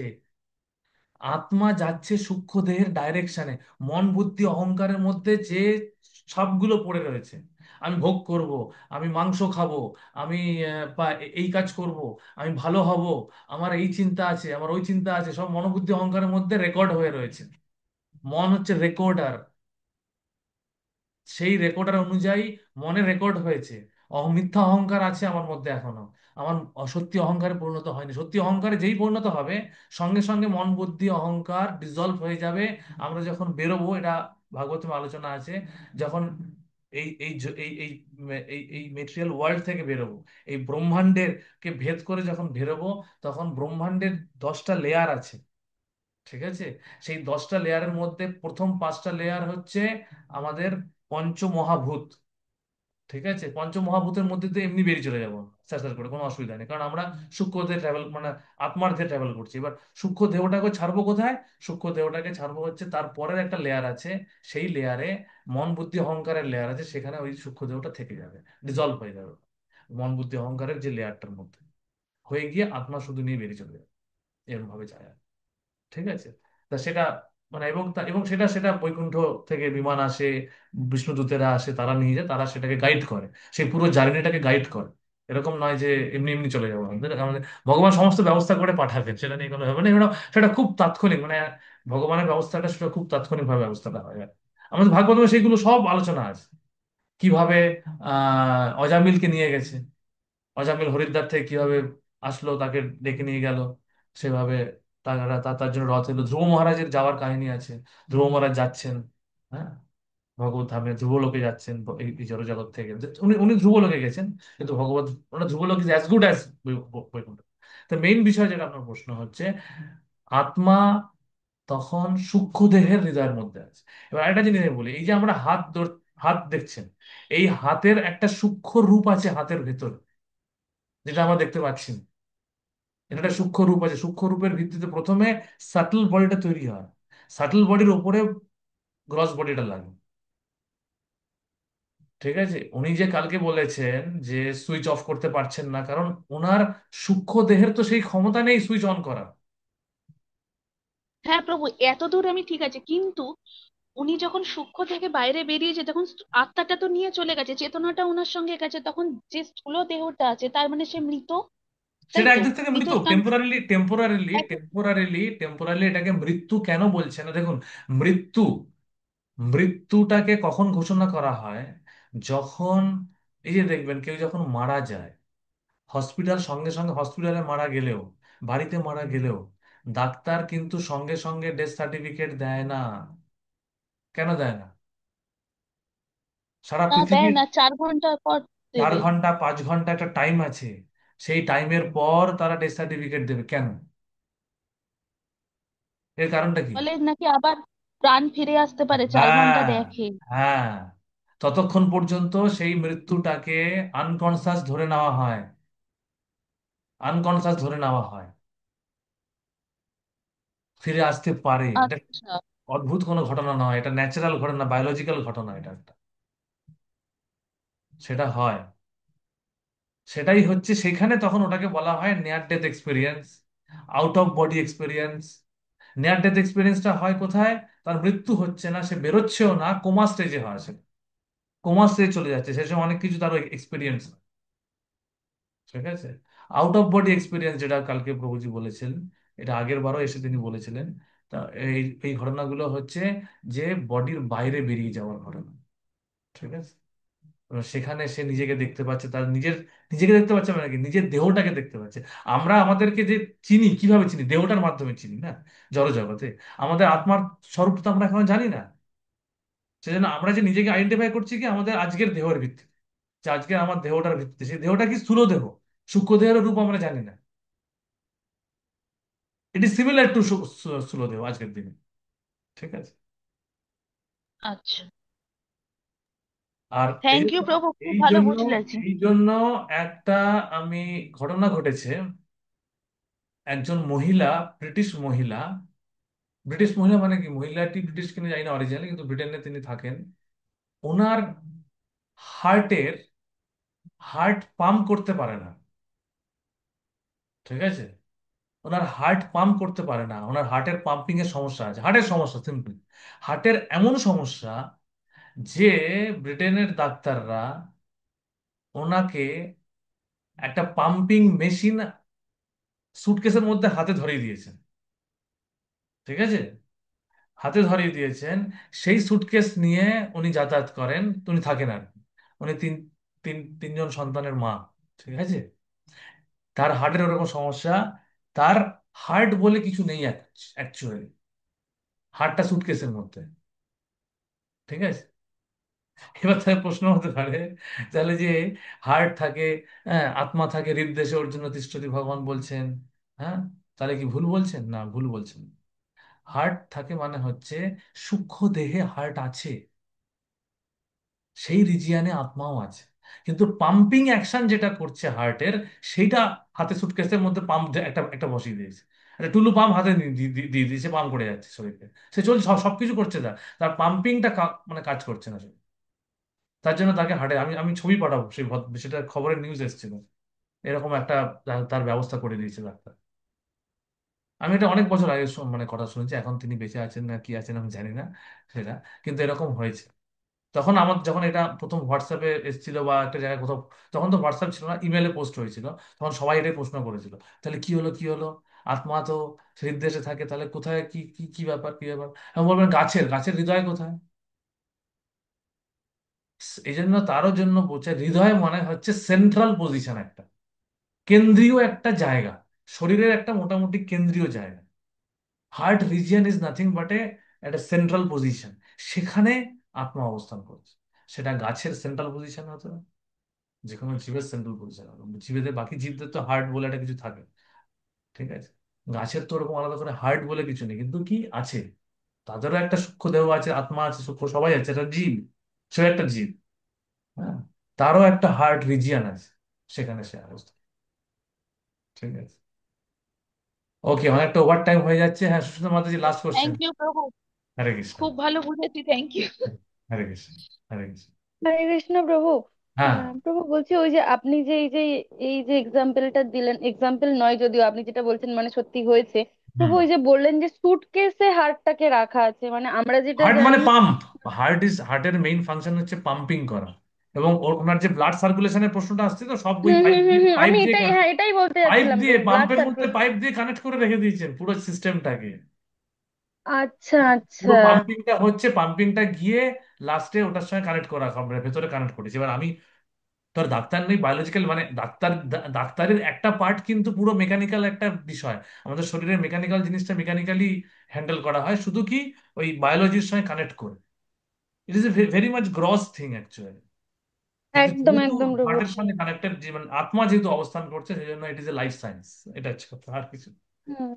ঠিক আছে সবাই, আমি ঠিক ছবিটা আছে। ছবিটা পেলে ছবিটা পাঠাবো আমি কখনো। অদ্ভুত হরে ছবি, কৃষ্ণ আমি বাবুজি। ভাবতে যাবে রীতিমতো। হ্যাঁ। হরে হরে কৃষ্ণ বাবুজি। হরে কৃষ্ণ। আচ্ছা, জাস্ট একটা জিনিস, মানে হুম। অ্যাকর্ডিং টু ভাগবতম, তাহলে যে মানে স্বর্গে যাচ্ছে বা বৈকুণ্ঠে যাচ্ছে, সেটা কি তাহলে সূক্ষ্ম দেহটাই যাচ্ছে? এক্স্যাক্টলি। হ্যাঁ। রেয়ারলি, দেয়ার আর রেয়ারলি কেসেস আর দেয়ার, যেরকম তুকারাম মহারাজের ক্ষেত্রে হয়েছে, পাণ্ডবদের ক্ষেত্রে হয়েছে, পাণ্ডবদের ক্ষেত্রে আমরা দেখে এসেছি তারা ওই শরীরে হাঁটতে হাঁটতে চলে গেছেন। ঠিক আছে। এক্সেপশনাল কেসেস আর দেয়ার। স্বর্গে যাওয়ার ব্যাপারটা তো, শুনুন, স্বর্গে যাওয়ার ক্ষেত্রে তো আর ব্রহ্মাণ্ডের বাইরে যেতে হচ্ছে না। স্বর্গে তো এমনি দেহেই চলে যাওয়া যাচ্ছে, যারা আগে যেতে শুদ্ধ সিদ্ধ সিদ্ধি জানলে তারা যেতে পারছে। আমি যেটা বললাম সেটা হচ্ছে ব্রহ্মাণ্ডের বাইরে। ঠিক আছে, যখন একজন কমপ্লিটলি শুদ্ধ হয়ে ভগবত ধামে ফিরে যাবে, সে তখন কি হচ্ছে, তখন সে, তখন তাকে আর সূক্ষ্ম দেহ গাইড করছে না, তখন তাকে বিষ্ণুদূত গাইড করছে, ভগবান গাইড করছে। হুম। ঠিক আছে। তখন তার কর্মের কোটা নেই তো আর, তার আর কোনো বাসনা নেই। ঠিক আছে। তখন ব্যাপারটা কিরকম, তখন এই যে এই জার্নিটা খুব স্মুথ জার্নি, যেটা বলা হয় it is very smooth journey. তখন তখন আর কোনো মানে অব্লিগেশন নেই, আত্মা completely free from all type of entanglement and ready to enter into its real realm, তার নিজের জায়গায় ফিরে যাওয়ার জন্য প্রস্তুত। ঠিক আছে। তখন স্থূলদেহ সূক্ষ্মদেহ সব শেষ। ঠিক আছে। স্থূলদেহ তো শেষই, স্থূলদেহ তো সবসময় শেষ হচ্ছে, সূক্ষ্ম দেহের বন্ধনটাও শেষ। এই যে দেহের বন্ধন থেকে মুক্ত হওয়ার মেইন জায়গাটা হচ্ছে কিন্তু কি, এই সূক্ষ্ম দেহের বন্ধন, মন বুদ্ধি অহংকার। এই যে বুদ্ধি, দেহাত্ম বুদ্ধি থেকে আমাদের বেরোতে হবে, দেহাত্ম বুদ্ধি থেকে বেরোতে পারছি না আমরা। এই জন্য বুদ্ধি যোগ অনুশীলন করার জায়গা হচ্ছে ভক্তি যোগ। আমাদের বুদ্ধিটা কোথায় স্থিতি, মন বুদ্ধিকে দেওয়াটাই হচ্ছে ভগবানকে দেওয়াটা। যেন ভক্তি যোগের জায়গাটা হচ্ছে মন বুদ্ধিকে আমরা ভগবানের প্রতি সমর্পণ করতে পারছি কিনা। মদ গতেন অন্তর আত্মন, শ্রদ্ধাবান ভজতে মাম স্বমে ভক্ত যুক্ততম। সেটা হচ্ছে। হরে আমি কৃষ্ণ প্রভু। আমি কি বোঝাতে পারলাম? এক সেকেন্ড দাঁড়ান, প্রভুজি আমি বলবো। হ্যাঁ, হ্যাঁ, আমি তো বুঝলাম না অ্যাকচুয়ালি, খুব জিনিসটা কমপ্লেক্স। মানে ব্যাপারটা হলো যে, ধরুন একজন খুব পাপ কাজ করেছে, খুব মাংস খাওয়ার ইচ্ছা বা কিছু একটা, মানে সে তখন মানে সূক্ষ্ম যে সমেত যেরকম একটা বাঘ হয়ে যাবে হ্যাঁ, বা। সূক্ষ্ম দেহ তাকে না না, দেখুন, সূক্ষ্ম দেহ তাকে ডাইরেক্ট, সেই জন্য হচ্ছে কর্মনা দৈবে নেত্রেণ, কর্মের মাধ্যমে দৈব নেত্রের দ্বারা এটা হচ্ছে। এটা অত, ইট ইজ ভেরি কমপ্লেক্স। আমি যেটা সিম্পল বলতে চাইছি, বোঝাতে চাইলাম, যে সূক্ষ্ম দেহের সঙ্গে আত্মা ততক্ষণ আটকে থাকবে যতক্ষণ তার কর্মের বন্ধন বা সে জড়জগতে থাকার যোগ্যতা আছে যার। ঠিক আচ্ছা, আছে। ততক্ষণ পর্যন্ত সেটা থেকে সে মুক্ত হতে পারবে না। আচ্ছা, মানে ওই ইচ্ছাটা যতদিন, যেরকম হ্যাঁ, যতটা ইচ্ছা করে। থাকবে। এবার সেই ইচ্ছাটা কি রকম ইচ্ছা, এটা এটা অনেক কমপ্লেক্স। এটা এটা অ্যাকচুয়ালি কোন পুরাণে বর্ণনা করা হয়েছে, গরুড় পুরাণে না কোন পুরাণে বর্ণনা করা হয়েছে এটা। এই জার্নিটা কি হয়, আজকে দুম করে একজন মানুষ থেকে তো বাঘে যেতে পারে না। সে না। বাঘে যাওয়ার মতন তাকে দেহটাকে রেডি করার জন্য, আমি যতটুকু শুনেছি, এটা আমি শোনা কথা, আমি সেটা বলছি জাস্ট, যে তাকে রেডি করানো হয়, ট্রেনিং দেওয়া হয়, সেই ট্রেনিংটা নরকে দেওয়া হয়, তাকে সেই চেতনায় ট্রেনিং দেওয়া হয়, পশু জনিতে থাকার ট্রেনিং দেওয়া হয় না, ফট করে তাকে দিয়ে দিলে সে নিতে পারবে না। ঠিক আছে। ও। সেরকম ট্রেনিং দিয়ে দিয়ে দিয়ে দিয়ে, এবার তার মানে আপনি বলবেন না ভরত মহারাজের কেসটা কিন্তু আলাদা, হরিণ হয়েছে মানে তাকে কোনো ট্রেনিং দিতে হয়নি। ভরত মহারাজের কেসটা হুম। পুরো আলাদা, ভরত মহারাজের কেস, এনাদের কেসগুলো একটু আলাদা কেস। এই কেস স্টাডি গুলো ভাগবতমে বিশ্বনাথ চক্রবর্তী শুধু আলাদা কেস হিসেবে ট্রিট করেছেন, আমাদের মতন নয় সেই কেস। ঠিক আছে। এনাদের ব্যাপারটা দিব্য স্তরে হচ্ছে, ভগবানের গাইডেন্সে হচ্ছে সরাসরি। আর এটা হচ্ছে দেবতাদের গাইডেন্সে হচ্ছে, যমদূতের দায়িত্বে আছে আমরা, যমদূত যমরাজের দায়িত্বে হচ্ছে। তখন কি দেখছে, যমরাজ যমদূতরা যখন কাউকে ধরবে, তখন কি হচ্ছে, সে পাপ করছে মানে তাকে ওখানে যেতে হবে। তারপরে সে, তার শরীর তৈরি হবে, তৈরি হয়ে থাকবে, তাকে সেই অনুযায়ী বিচার হয়ে সবকিছু ঠিক হয়ে ফাইনাল হয়ে তাকে যেতে হবে। এই যে যখন যমদূতরা নিয়ে যায়, কাকে নিয়ে যায়? সূক্ষ্মদেহ। সূক্ষ্মদেহকে নিয়ে যাচ্ছে। তো আত্মা তো আছে সেখানে, আত্মা কষ্ট পাচ্ছে, আত্মাকে নিয়ে গিয়ে ওখানে একটা যাতনা শরীর দেওয়া হয়। এটা ভাগবতের পঞ্চম স্কন্ধে আছে। হুম, যাতনা শরীর দেওয়া হয়। যাতনা শরীর মানে এমন একটা শরীর, যেই শরীর যন্ত্রণা অনুভব করবে, কিন্তু যন্ত্রণা অনুভবে সে, তার শরীর নষ্ট হবে না। আচ্ছা। আজকে আমাকে যদি এই শরীরে মানে একটা মানে ফুটন্ত তেলে ফেলে দেয়, আমার মানে তো পুড়ে আমি মরেই যাব। হুম। কিন্তু যাতনা শরীরে কি হবে, আমার যন্ত্রণাটা পাবো আমি, কিন্তু আমি মরবো না। আচ্ছা। ঠিক আছে। ঠিক। সেটা একটা শরীর, সেটা স্পেশাল শরীর, ওই যমরাজ মানে যমলোকে দেওয়া হয়, স্পেশাল একটা ট্রিটমেন্ট ওখানে দেওয়া হয়। এটা হচ্ছে স্পেশাল, যাদের যাদের সেরকম পাপ করেছে তারা ভয়ঙ্কর, তাদের জন্য। ঠিক মানে আছে। উল্টো যেটা, স্বর্গলোকে তাহলে একটা ভালো শরীর দিয়ে প্রচুর ভোগ হ্যাঁ, করালো, তারপর আবার পৃথিবীতে এক্স্যাক্টলি, পাঠিয়ে দিল। এক্স্যাক্টলি, ওখানে দেব শরীর, দেব শরীর প্রাপ্ত হচ্ছে। হ্যাঁ। ঠিক আছে, একই জিনিস। যেখানে যেখানে যাচ্ছে, তার যেখানে যেখানে ইচ্ছা, যাওয়ার ইচ্ছা করেছে বা যাওয়ার যাওয়ার মতন কাজ করেছে, প্রমোশন অথবা ডিমোশন, কিছু একটা হচ্ছে। হ্যাঁ, হ্যাঁ। ঠিক ঠিক আছে। আছে প্রভুজি, ধন্যবাদ প্রণাম। হরে হরে কৃষ্ণ। কৃষ্ণ। হরে কৃষ্ণ। ওকে, আজকে অনেকটা সময় হয়ে গেল। হরে কৃষ্ণ। কালকে আবার দেখা হবে 7টা থেকে 8টা, কুন্তী মহারানীর শিক্ষার ক্লাসে। হরে কৃষ্ণ। ও প্রভু, আপনি আমাদের ক্লাস ওইটা নেবেন না? ওই কোনটা? যেটা অ্যাকচুয়াল, ওই যে যেটা আমাদের অফলাইন হতো, অনলাইন অনলাইন উপদেশামৃত, ওটা আপনি নেবেন না প্রভু? আমাকে উপদেশামৃত, আপনাদের উপদেশামৃত এখনো শেষ হয়নি? না, না প্রভু, এখনো শেষ হয়নি, মানে শেষ কোনটা চলছে এখন শ্লোকেই উপদেশামৃত? আছে, একদম শেষ শ্লোক, দশ, 11-10 একদম শেষ হয়ে 11টা গেছে। বাকি আছে। হ্যাঁ, হুম। হ্যাঁ, হ্যাঁ, হ্যাঁ, তা হ্যাঁ, ওইটা ওইটা আপনাদের ফিজিক্যাল ক্লাসে হবে। ওটা ফিজিক্যাল ও ক্লাসে আচ্ছা। আপনাদের হবে। আর এটা কম্বাইন্ড ক্লাস হিসেবে আমাকে বললেন যে কুন্তী মহারানীর উপরে কিছু নিতে আর। ঠিক আছে। আচ্ছা। ওকে। ওকে। হরে কৃষ্ণা। श्रीमद् भागवतम की जय, श्रील प्रभुपाद की जय, गौर भक्त वृंदो की जय। हरे कृष्णा কৃষ্ণ कृष्णा কৃষ্ণ कृष्णा हरे কৃষ্ণ हरे, কৃষ্ণ। हरे राम राम राम हरे हरे। তাহলে প্রশ্নগুলো একটু পাঠিয়ে দেবেন গ্রুপে। হরে কৃষ্ণ। হ্যাঁ প্রভু, আমি আপনাকে পাঠিয়ে দেবো। হরে কৃষ্ণ।